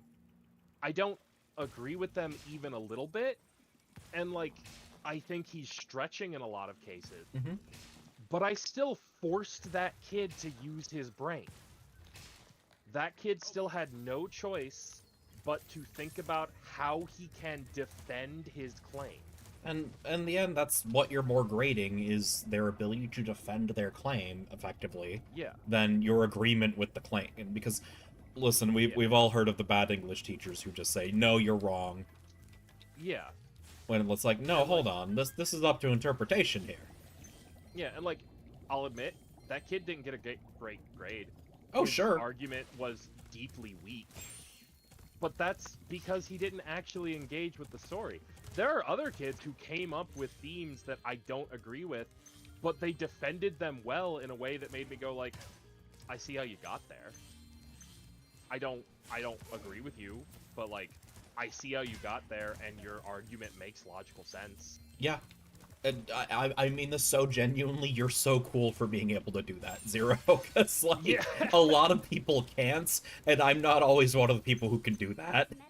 Yeah, and like, I know I am famously deeply combative, but especially with kids, my point of contact there is more like, you are young enough that I am not going to force onto you this idea that you're wrong in this thinking. I am going to give you your life to learn what I think is right and like morally correct. Yeah. Because I believe in your ability to become morally correct. Yeah. It's adults that I get on about this shit. Yeah. Because like, yeah, where you're like, you should have learned this. yeah, like, you have no excuse for being ignorant. And like, You have for reference, you lived grew up in experience. Ohio. Not exactly Yeah. known for its stellar education system. Oh no. And like, there's still this level of, there are certain things where it's like, you have no excuse. There are certain kinds of ignorance that if you hold on to them into your adult, and even more so if you defend them, like if you have them but you're willing to be challenged and like start to grow and change, I applaud. Yeah, listen, growth can come late, that's fine, obviously. Yeah. But if you defend ignorant bullshit as an adult, I'll fight you on it. Because you're an adult. Where did I jump back into? You're an adult, Sky. Yeah, you're an adult. How dare you be ignorant? I wish I was ignorant, because then I'd be blissfully unaware of everything happening in my life. Yeah, then you'd just be a funny little dog. But like, the kind of stuff I'll challenge kids on are like, great example today. We are watching the movie version of In the Heights. Okay. For those who don't know, In the Heights is a musical made by Lin-Manuel Miranda, the guy who did Hamilton, right? Mm-hmm. It was the first big musical he ever did, and is one actually based on his lived experiences. Growing up in the barrio of Washington Heights. So a very poor Latin American community in New York, right? Yeah. And it's all about that.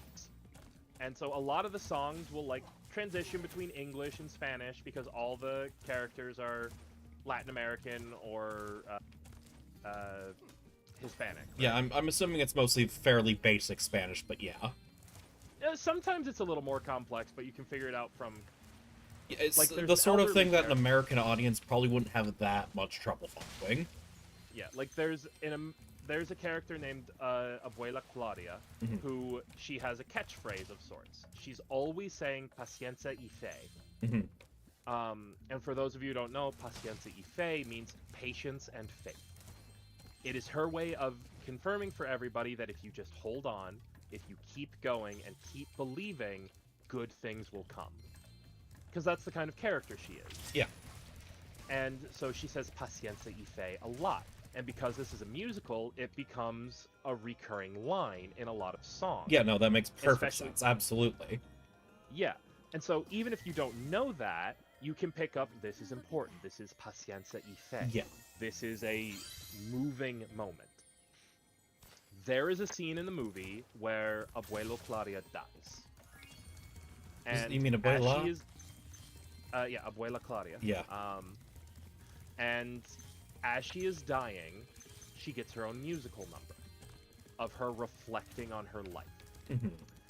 And Abuela Claudia is a Cuban immigrant from like 1940s Cuban immigrant, right? Like full on fleeing the troubles. Yeah. Level Like, shit was not good.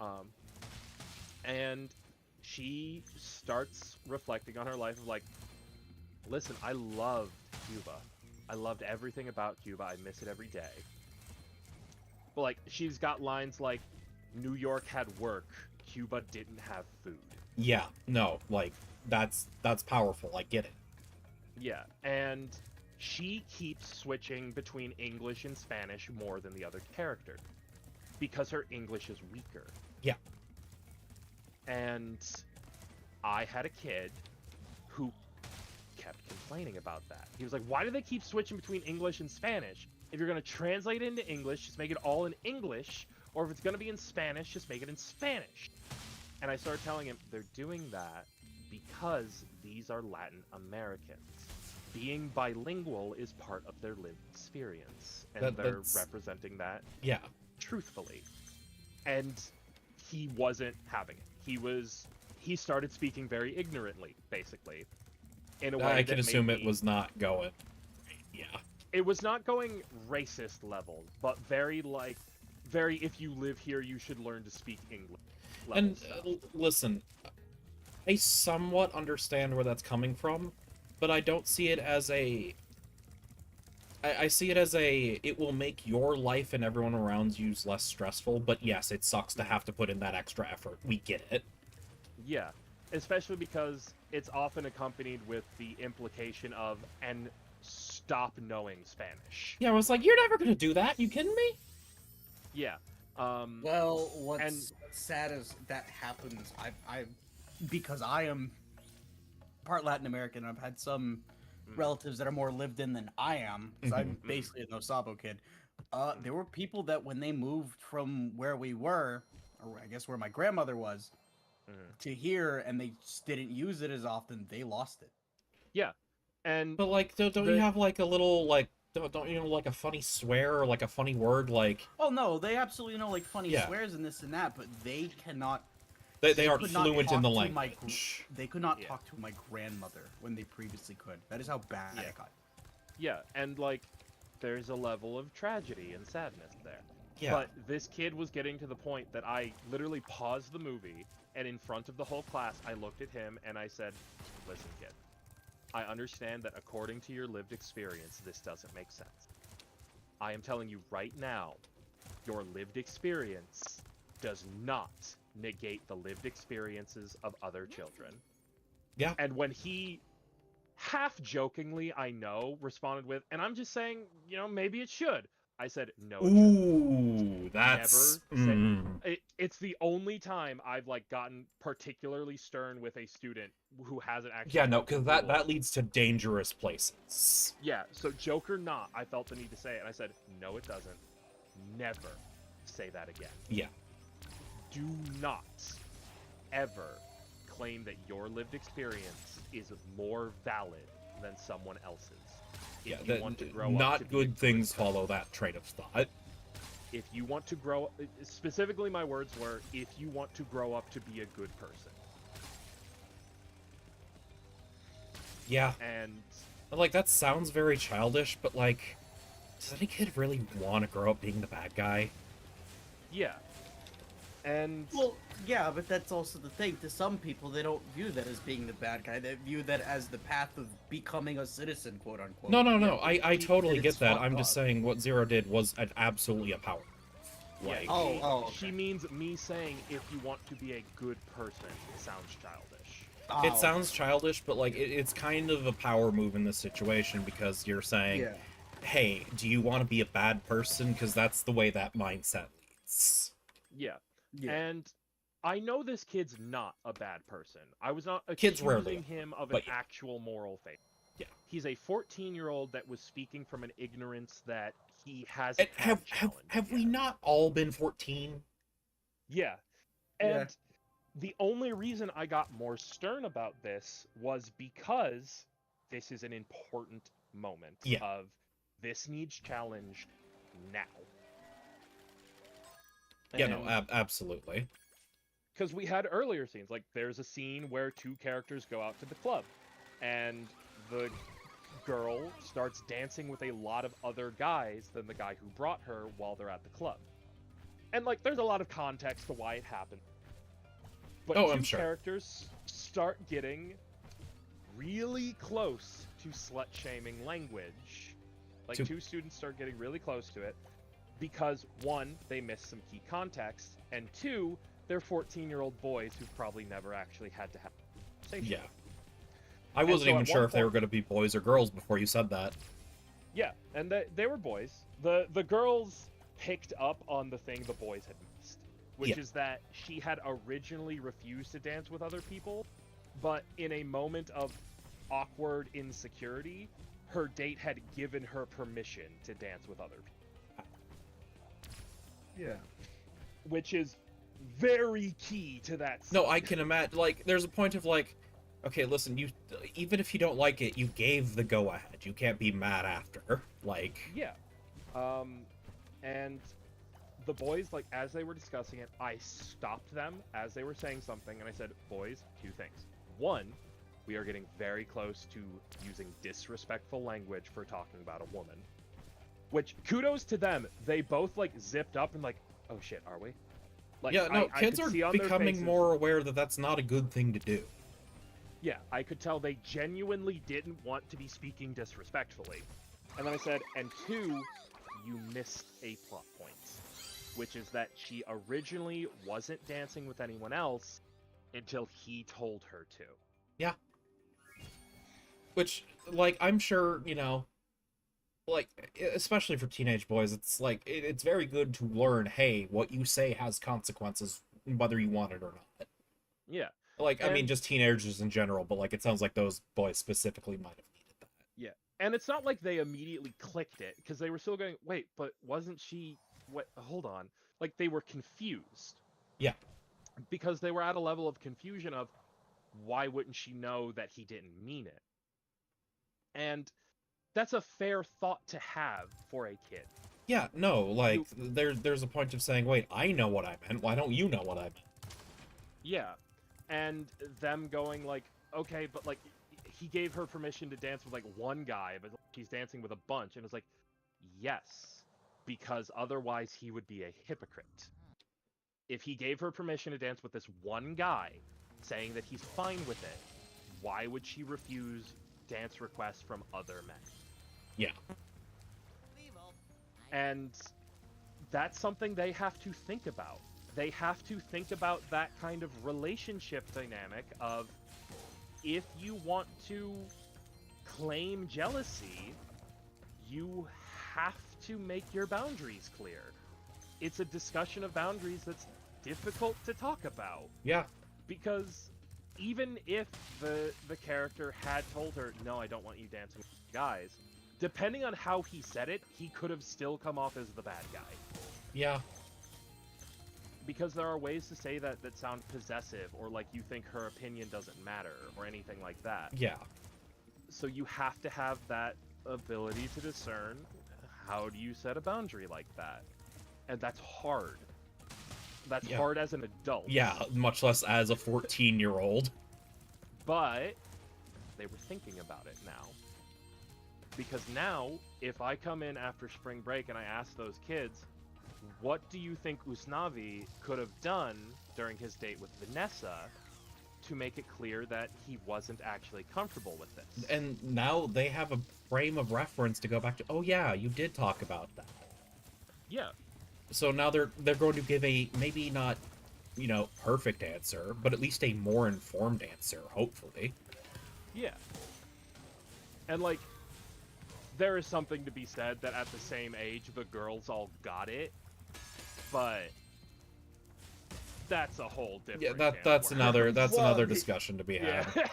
I feel like part of it's just generally speaking, women are more open to talking about this sort of thing, and most dads tend to avoid bringing it up until their sons genuinely You would, start like, cross being, a line. Yeah.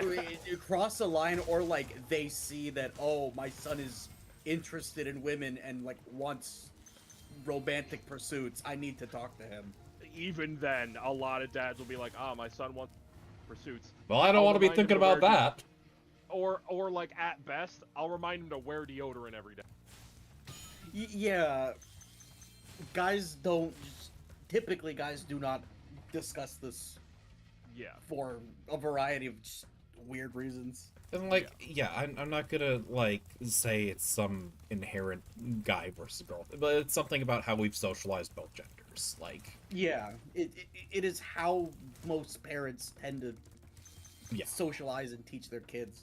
It's Yeah. not like no one's evil in this regard. It's just Yeah. what the norm has been. Exactly. And there's not even a level of like boys are born inherently struggling with emotions, because that's not true. That just it- isn't. Yeah. And showing them that movie really gave me a lot of moments to talk to them, because there was another kid who was like during the same death scene where Abuela is dying. After it's over, they have all the characters like rushing to her bedside, freaking out. They're crying like, "Oh no, she's dead. What happened? Why has she died?" All that. And this guy's like, "Yeah, she died from all that dancing she was doing. She got herself into a heart attack." And yeah, funny joke, except all the kids around him were crying. Yeah. And so I had to Jackass. I had to stop that kid, and I pulled him You aside gotta and learn to pointed read a out, room. Yeah. Yeah. Yeah. And I pointed out to him, like, do you think that was appropriate to make in the moment? Take a look at everyone who's still watching the movie. Tell me if they look like they're in the mood for a joke. And he got a little ashamed, and this was a completely different class than the first two Yeah. instances, by the way. And Yeah. he just looked like, yeah, I guess not. Like, you need to be able to know when it's okay to make jokes like that. Hey, God, you're This is- so cool for being able to articulate that, because how many teachers will just say, "Shut up," you know? Yeah, Yeah. they would have just said, "Shut up, go to the principal." Yeah. And it's again one of those things where that's a learned behavior. That is, someone needs to talk to this kid separately in his life to tell him this is a skill you need to learn. Yeah. And parents may not realize it because kids will usually just inherently grok their parents' level. And to add on to this a little bit, even if that's not what's happening here, this kid's probably been growing up with social media his whole life. That's Yeah. the sort of joke a YouTuber would make. Yeah, a And YouTuber who's that's the not sort of actually joke a Logan Paul would make. Yeah. Honestly, I'm not even gonna say that. I'd make that joke. I'd make the joke with yeah, Abuela, of course you fucking But died. you'd You be just had a doing it in whole the middle goddamn of- dance number. Yeah, you do it in the middle of a riff session though, not in the middle of Yeah. genuinely engaging with the film. Yeah. Yeah. This is, you're 3 beers deep with your friends and you're making fun of bad movies. Yeah, or I'm crying, but we're trying to have a good time tonight, so I swallow Yeah. my tears with a joke. And Yeah. Yeah. I know that's what everyone else is doing. We don't all want to be sobbing tonight. Let's break the tension a little. But Yeah. that's with people you know. Yeah, and I'm also an adult. I can tell when it's time for that. But you couldn't dodge the splash damage of solid TV glow. No, I couldn't, because I didn't know there was I didn't know there was gonna be schizophrenic splash damage. I thought I was just attacking you with a brick.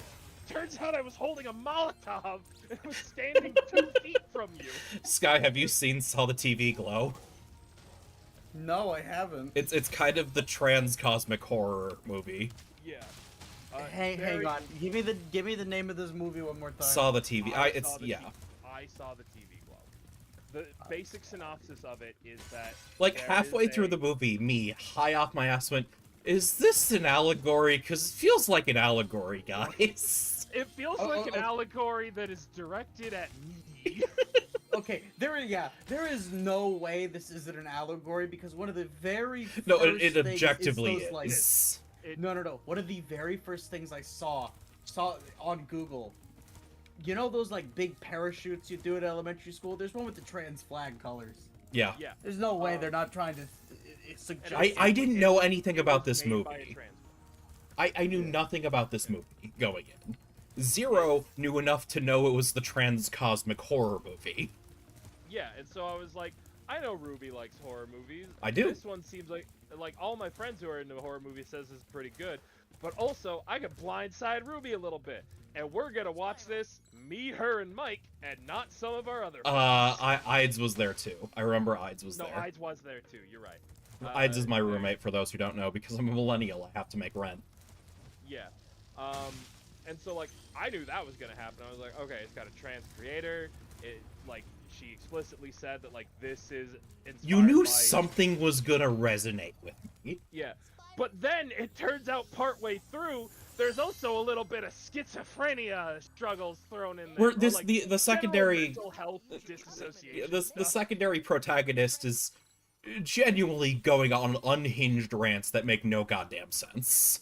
In a way that sounds a lot like a schizophrenic ramble, as your delusions, like, conquer your mind. By the way, for those who don't know, I'm schizophrenic. He has Hi. papers. I have papers that prove I'm a tortured genius. Yeah, I'm not kidding. I have paperwork that says I am a Mensa level IQ test, but also that I have schizophrenia. But yeah, like I might have to show you the movie sometime, Sky, because it's very yeah. It's I'm sure. Well, even Ides enjoyed it, and he's none of the two things. Yeah. I am neither queer nor trans. Yeah. And it's just very good on its own because it does a great job of making you feel this character who it's very hard to know how to refer to them, feel their struggle and their emotions and pain without having to fit into the same category. Yeah.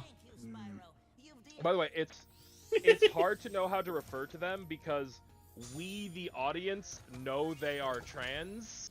Yeah. But they, the character, do not, and so never self-identify. And so it's hard to know how to discuss it.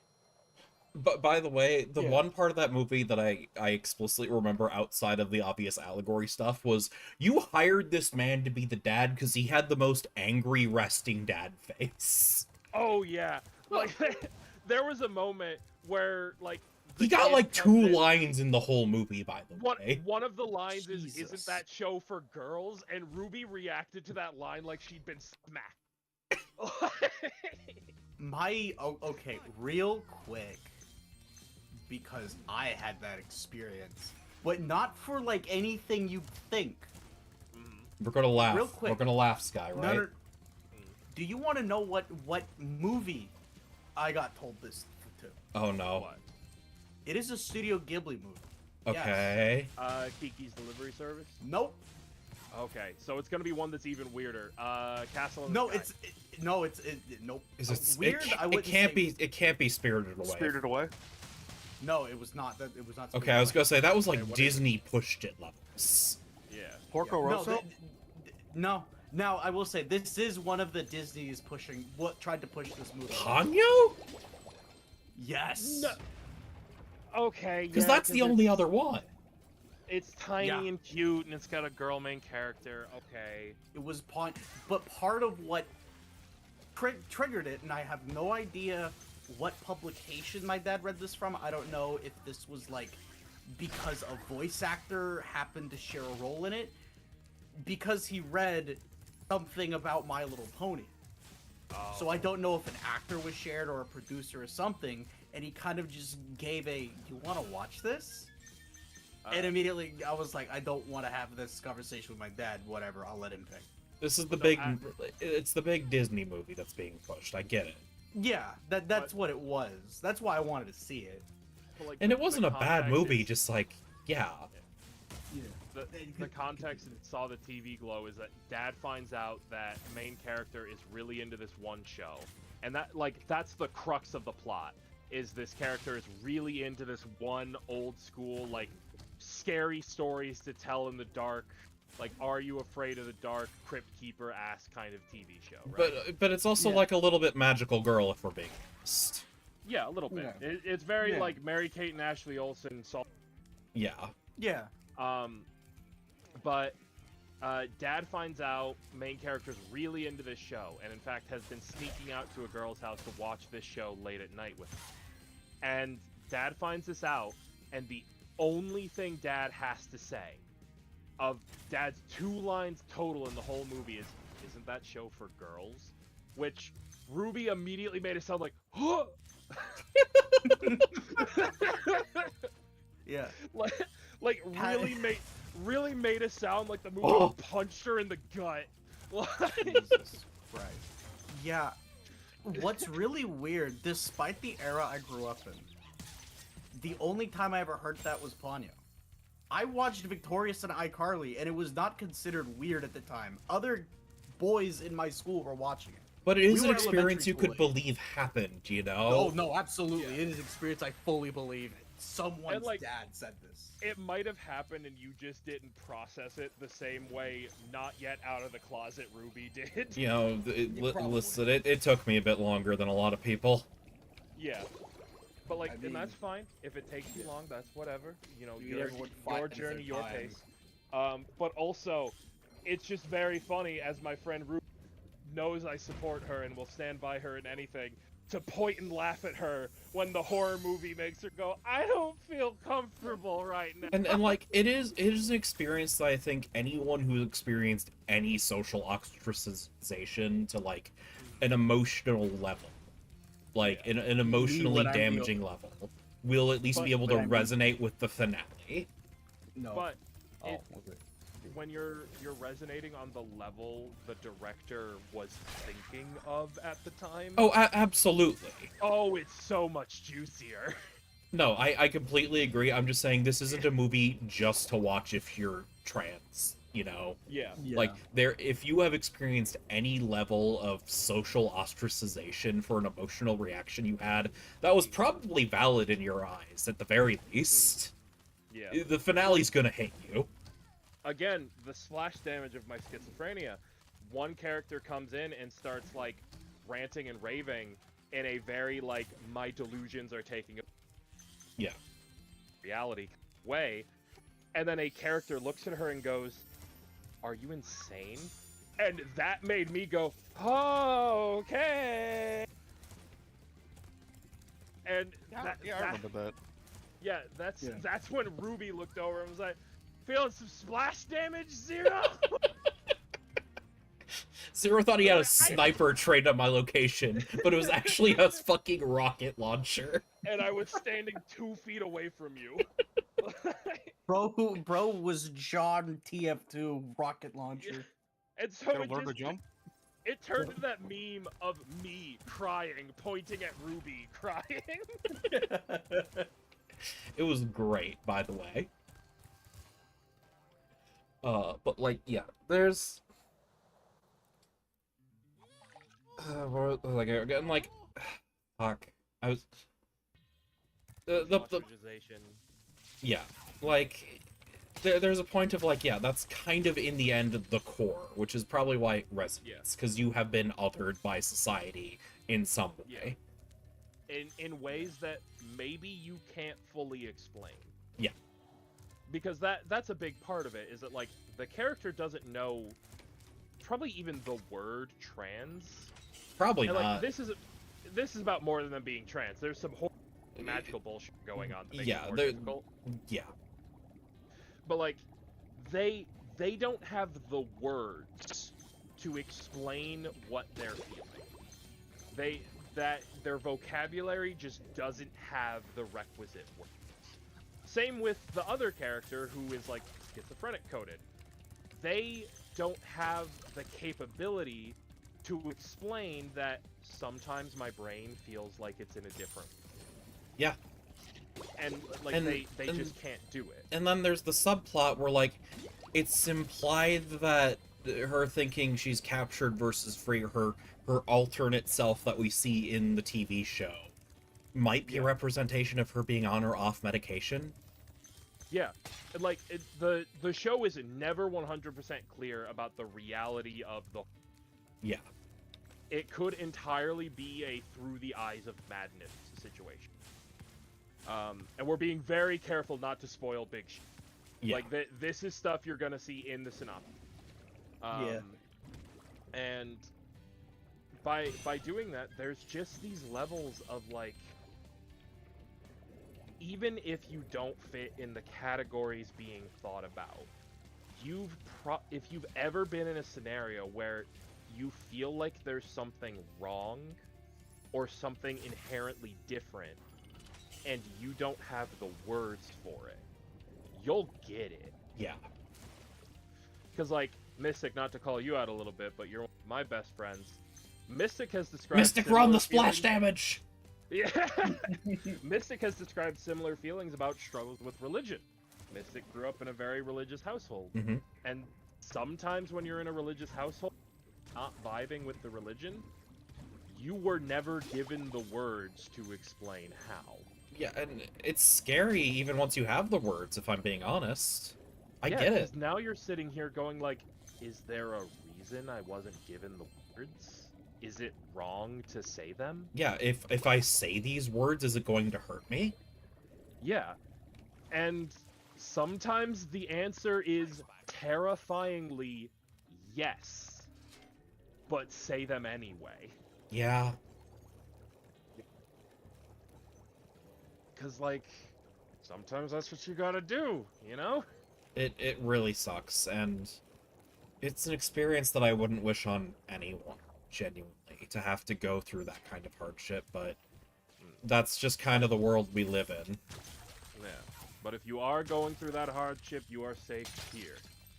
With this green dinosaur man who will threaten to eat your parents. This monster hunter with a useless college degree. This freaky little rat man who drinks the blue stuff under the sink. Also, Mike and is this here. stupid dog twink. I am here. Oh, he's you were so talking about old. Mike at first. Yeah. I had the same reaction. I was like, I mean, I am pretty stupid. I don't know if I drink Yeah. stuff under the sink. Oh, Michael.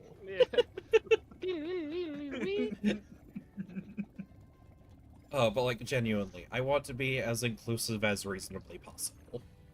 Yeah. I'm Unless nobody's you're ever French. Yeah, listen, nobody's ever gonna be perfect. Yeah. No, it can be perfect. The French exist. Exactly, right? They're ruining it for all of us. Rude. But like, no, I genuinely. love how a joke intended for British people has just like evolved into everyone punching on the French. Oh, I didn't pick this. Like, I picked this up wholesale naturally. I hated the French before the internet. French. So, okay, I guess I'm outing myself a little bit by admitting this. You want to know what a habit I picked up from another culture, just being exposed to it? Oh no. What? I guess playfully ribbing at Koreans the same way people rib at the French. I've hung, Is hung this out a ar- video game specific thing? Did This you is a get ch- this from Japanese people? I got this from Japanese teenagers, absolutely. I had an ex- Sky, that's based in real xenophobia, Sky. Yeah, and that's why I'm like, oh, fuck, what the propaganda works. At least the French and the British, it's based in like soccer rivalries. Oh no, it's based on a lot more than that. Yeah, but like still. I'm sorry, you Based got on, you like, got you got by Civil Japanese War. teenagers, Sky. How would No, you I like to did. address this? So the TLDR is I had a Japanese person with extremist version of these views living in my house as an exchange student. Oh. And after hearing one too many, oh yeah, but the Koreans jokes, at some point it slips into my vocabulary. I'm like, God damn it. You're the Yakuza 3 guy.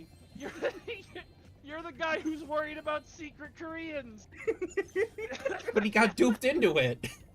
Yeah. I wouldn't go that far, but I'm sorry, you lived with the guy who was worried about secret oh Koreans. no, absolutely.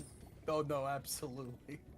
Or no, you know what? His dad was. He himself. A lot of it was just like, you know how back in what like dad said, 2005, people just called things gay and didn't think about it. He was doing that.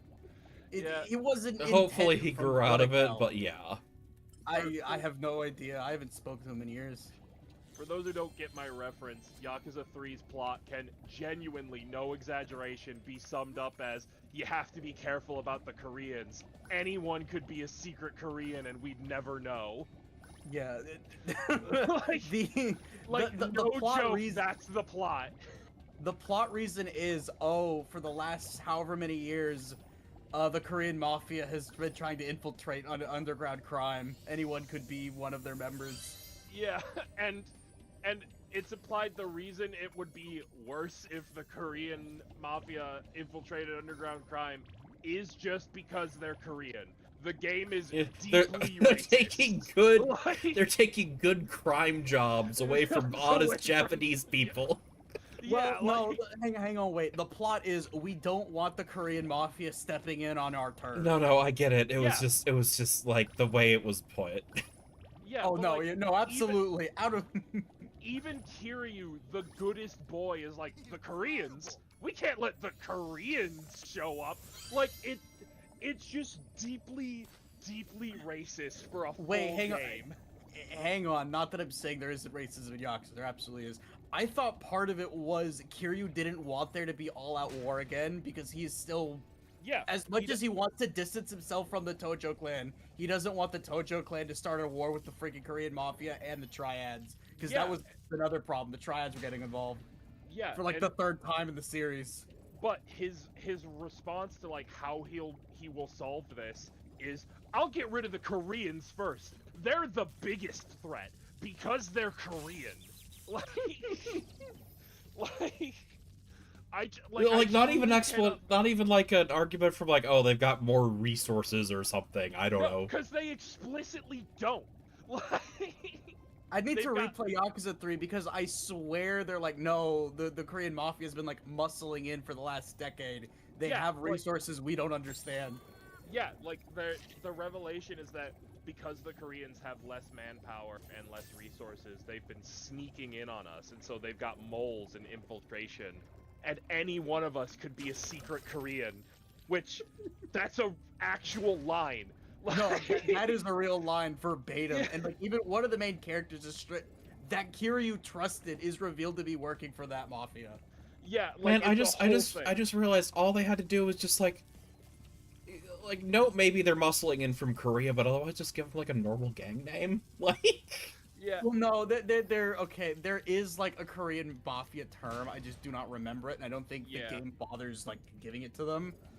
Hang on, what is the organized? no, but like Korean you crime? understand where like that it would at least be more oriented in this is another gang we don't want here than Yeah, Yeah. hang on. but like, I think it's the Kong Pae, which they might they might actually say that in the Japanese script. not in Because English. Yeah. but because I definitely did not hear the Japanese term for Korean during Yeah. those games. And the game also has like just a lot of side quests that are driving home. They're like, man, those Koreans, bro. Like, It could be anybody. not even just. But that like they could you be understand anybody, where like if you at least replace that word with the gang name, yeah, it would Yeah, it would come well off as better. significantly more palatable. But, I like, think there- later games do bother doing this. Yeah, later games fixed it. It's genuinely 3 is the worst of it. There's some like anti-Korean, anti-Chinese sentiment in like most of the games, if we're being honest. But 3 is the version where like the guy snorted the racism. And like Yeah. And part of it yeah. doesn't help that Yakuza 3 was like one of the first real goes at trying to more properly localize the games. Yeah. Because like the first 2 games, I don't know what they were doing. That was some weird ass localization. Yeah. Did you know they got Mark Hamill to play Majima? Yes. Everyone knows Mark Didn't he Hamill. not remember doing that? He Yeah. doesn't to this day. Yeah. Because But everyone's it like, was no, such a that's clearly slap- your voice. Yeah, he's like, no, I believe you. I believe that's me. I just don't remember this. There's a lot of things I don't remember doing. Yeah. But like, God, that's funny. Also, Mystic, you mentioned Perfect Blue. Perfect Blue is another horror movie where like there's splash damage galore in Perfect Blue. Yeah. But no, yeah, every so often I have to stop myself and go, I cannot let this Japanese mind virus win. This is not okay. I cannot let the Japanese turn me against our Korean. I need to. One day I'm gonna pull a Joseph Joestar. I'll never forgive the Japanese, but I do love my Never Walkman. I'll never forgive the Japanese for making racist against the Korean. But I do like my Walkman. Now, obviously I'm exaggerating it a little bit, but it genuinely for a while was, man, why do I have this view? And I had to like stop and think about it and go, oh, right, the guy who lived with me kept saying this rhetoric. And you just never God. questioned it, because why would you? Yeah, I was a 16-year-old who did not understand international politics. Yeah, you probably only barely understood the difference between Korean and Japanese. Yeah, okay, you wanna know what's fucked up? You wanna know how I learned the differences? By his fucked ass version of eugenics. What? Okay. Yeah. Okay, I think we're not gonna explore that one. We absolutely are not. And at the time, even I at the might time want to it explore was this played- off stream, actually. This is lore I might Yeah. need. At the time, I'm listening to him and thinking, "You're fucking insane." And to be fair, a lot of He what he was was. saying was bullshit. Once Yeah. you There was, dive like- into eugenics, it generally is, yes. No, absolutely. As a 16-year-old, I'm sitting here thinking he's crazy, and now as like a 25, 26-year-old, I'm like, yeah, what kind of bullshit was he on? Yeah, actually, that was crazy. What? Yeah. That was To be crazier clear, than I chat. remembered it. Yeah. To be clear, chat. I do not have these views. These views have long since evaporated. No, we It's- understand.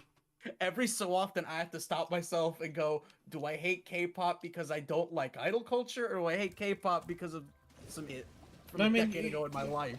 Listen, you're a VTuber. You're already kind of in idol culture, if we're being honest. Yeah.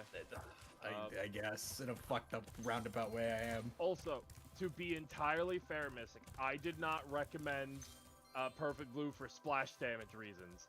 That was also a targeted attack of like, I know that this is gonna resonate with my friend Mystic really strongly, and so I'm going to give her a warning ahead. I think you will adore this movie.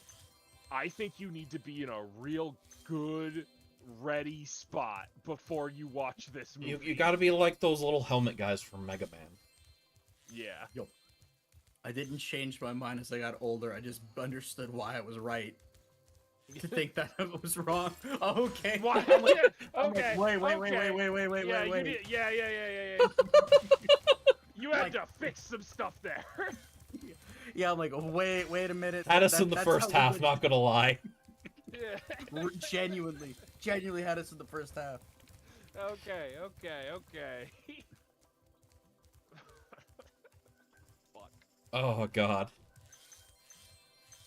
But like, yeah, there's it's like all most people ask, most sane people ask, is that you keep trying to be better. You know? Yeah, that's all anyone can ask. Like no sane person is expecting you to be perfect, even though it is very easy to feel like they are.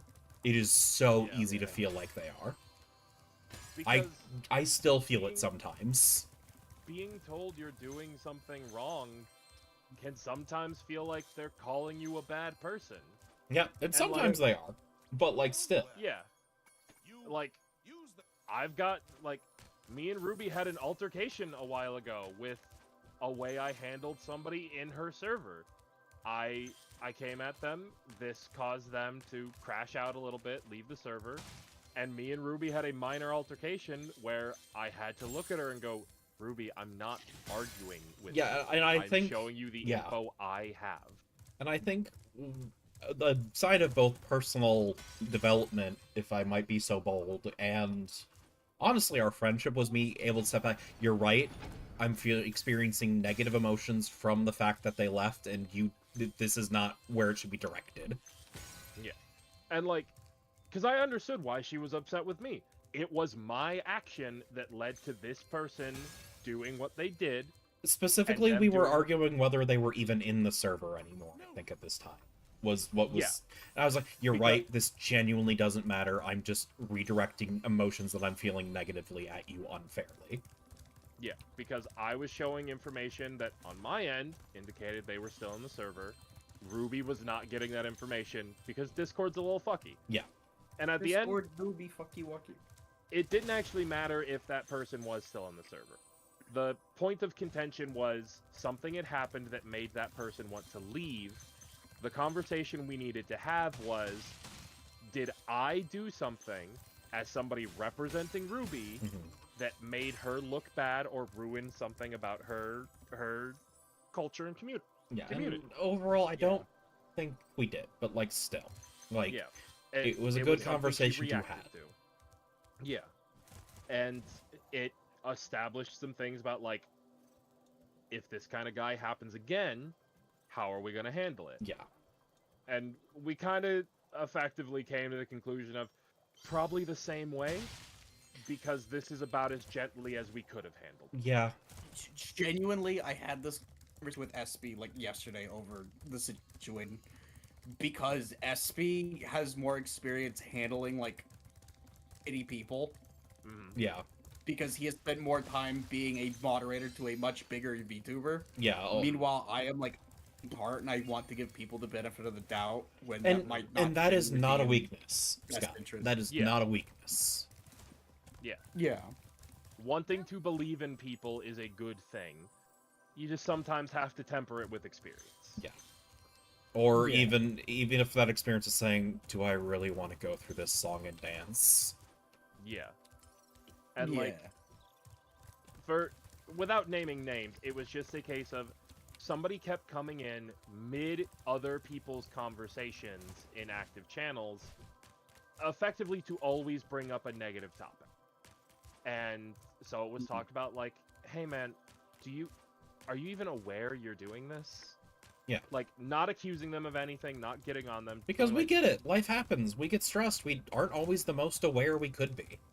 Yeah, and like, I had intended, if this person had responded well, to go like, I'm not even saying you can't talk about this stuff, but like, start it in a second channel. Or like a channel that's not active at the moment. And, like, obviously I want my Discord to be open for people to reach out if they need help. But Yeah.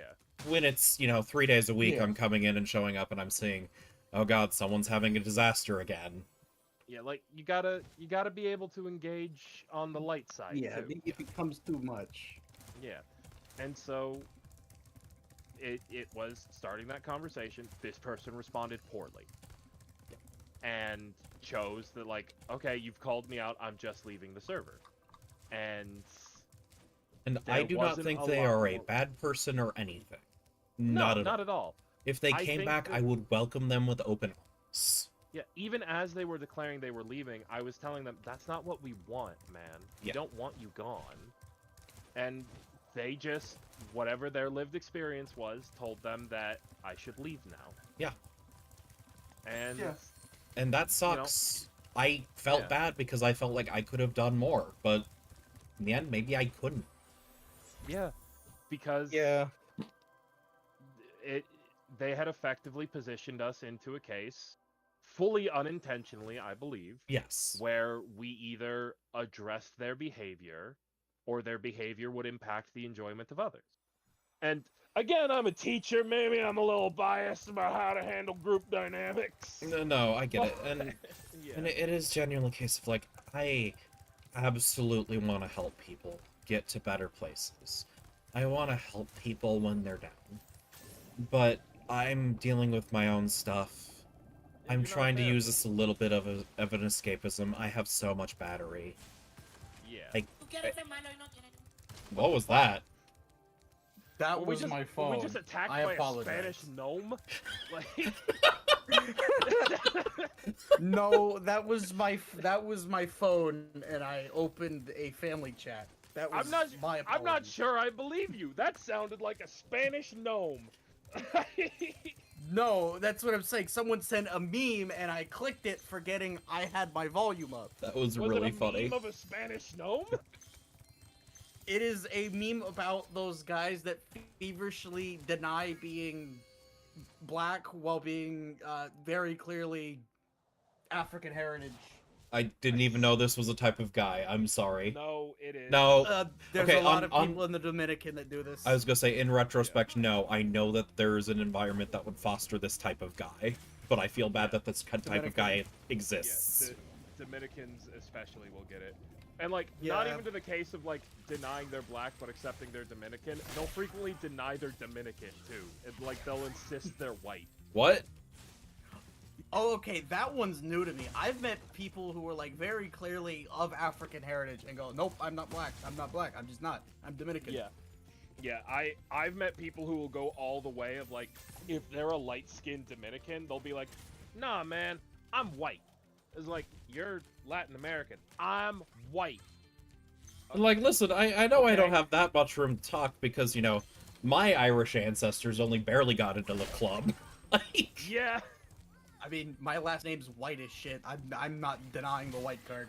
yeah, no, Yeah, I'm just like- saying, like, I'm at a point where, like, listen, as much as, like, yeah, Irish are pasty white people, they weren't always in the white people club. Remember, white culture does not exist because we keep changing the definition of white. Yup. There was a point in time Italians and Italians, Scots, and Irish were not considered white. There was a point in time when it was literally just British people. We, If you weren't British, you Not even weren't British white. people, English people. Yeah, like, if you were Welsh, you weren't white. You were Welsh. yep, Yup. this is not a joke. Yeah. And like, if any of you have ever heard the phrase "there's no such thing as culture," that's what that means. Because there's black culture because we kind of forced there to be. We've made black a very strict definition. We don't keep changing what black means. Yeah. So it's had time to develop a culture. But to create black culture and enforce it on minority people, we have to keep changing what the definition of white is. And therefore, there's no white culture. By the way, we are not remotely saying do not enjoy whatever culture you have from at all. Yeah, 100%. You should. Yeah. If I'd you're be the world's Irish, biggest go hypocrite for if I it. did You're not. German, go Yeah. for it. Go, whatever flavor of white you are. Yeah, but Yeah. there's no white culture. There's Yeah. Irish culture. There's Italian culture, Slavic culture, French culture.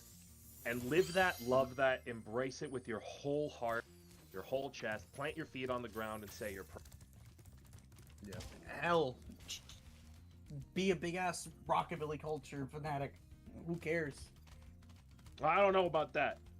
Rockabilly looks good on a specific subset of women, and god damn does it look good on those women.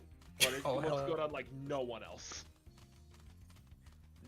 Have you another seen thing? the like middle-aged Japanese men that have pulled it off? Some of them look pretty cool.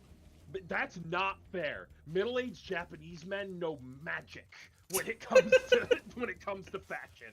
Okay? True. I What were you don't know saying, how Ruby? they make it work. What I was gonna say is, like, and also, like, especially if you're American, I guarantee your state has a culture you don't think about. Try to embrace it. Like, at My least the good culture, parts. My state as a culture, I absolutely know too much about. Yeah, like, listen, I've heard enough horror stories about Texas here and there. Ones that are real and not exaggerated. Like... But, like, man, most cultures have something positive. No, what happened? What? I genuinely cannot think of a culture that doesn't have something positive. Yeah. Because generally speaking, the cultures that are 100% negative tend to die off quite quickly. Like caveman times quick. Yeah, like, it's as much as, you know, it's easy to make fun of, you know, Americans and whatever, like... There's something to be said for the value of, like, truly believing full-heartedly in no qualms or qualifiers person. Yeah. Because, like, I absolutely believe in a lot of the ideals that I was taught America stood for. The problem is I don't see them being stood for as often as I'd like. Yeah. And that's as political as I'm getting right now. Yeah. And, like, there's great things to be had in all culture. Like, as much as I get on the French, it's mostly for the language. And, like... He'll never forgive them for the damage they did to English, I understand. I really won't! I super won't! I'll be mad forever. But, like, and, like, I get on the elitism, the current French culture, and, like, I can even trace back where the... Well, because it's a little funny when you hear, yeah, you're not allowed to use loan words from other languages, huh, French? Yeah. The youth aren't allowed to say memes, they have to say funny picture in French. Ugh. Or something like that. And, like, I can trace, like, where the elitism comes back to, and it's also the same reason the French... Fucked, by the way. The reason the French language is fucked, it all comes back to elitism and trying to make it so that people can't be as, like, good or intelligent or worthwhile as other people. And I'll fight this forever. But I'm not gonna do that tonight because it's getting late. It is getting a bit late. I should probably write out, actually. Yeah, but, like, France has this idea of, like, art and romance and emotion and love and honesty that is so deeply enviable as a social setting. Mhm. This idea that you can be an artistic, emotional person in France and not just be accepted, but be open arms, like everyone around you throws their doors open and goes, "You are doing it correctly." You know what? There's an old is friend that so I haven't rated in a very long time who's still below an hour. I'm gonna send you over to Zoran the Wizard. Zoran the Wizard! Who I legally still mod for, but I probably don't check in as often as I should. That's fine. For those who don't know, Zoran played the funny Wolfman in If the Emperor Had a Text-to-Speech Device. You probably recognize him. Yeah. Let's see. What's our raid phrase? Our raid phrase is, secret Koreans. No, that might be taken the wrong way. Maybe something about the Fine. French. Our raid phrase is secret Frenchie. Secret Frenchie. Yeah. I like to imagine this means that one of my viewers is a French bulldog in a trench coat. Anyways, I'm gonna send you over to Zoran, who's playing Crimson Desert with drops enabled. All right. Wow. Well, goodbye, everybody. Goodbye. Goodbye, chat. Goodbye. I love you. Goodbye. Goodbye, chat. Goodbye. Goodbye, chat. Be sure to Bye. refresh once you get there, by the way. Bye. Goodbye, chat. I love you. Goodbye. No, the raid's not Bye. working. I'm gonna keep you. What? Usually the raid's working by now. I wasted 2 I love yous on this. Maybe Zoran doesn't have raids enabled? Does he not have it? I don't fucking know. If it's Oh, not... also, Zero, I forgot to say it earlier, but it wasn't Incinerate that got killed, it was Flame Burst. Okay. Okay, I guess it's not gonna be Zoran. Oh, well. I already said my goodbyes, so... I'll send you whoever I fucking want now, I guess. Yeah. Be sure to refresh once you get there. Send us to the first person you see playing Spyro. Oh, okay. Chat, would you feed a plant if it made you famous and successful? Mike, we're raiding away. Why are you asking chat questions as we go? To make them think. To make them think. Goodbye, chat. I'm sorry. Take care, chat. I'm sorry. Raid phrase is secret Frenchie. Alright, the raid's going on. Alright, I'm gonna pop out. See y'all later. Wait, before you go. There was something I had to ask, I think. Yes. Yeah. What were we talking about before this? Fuck.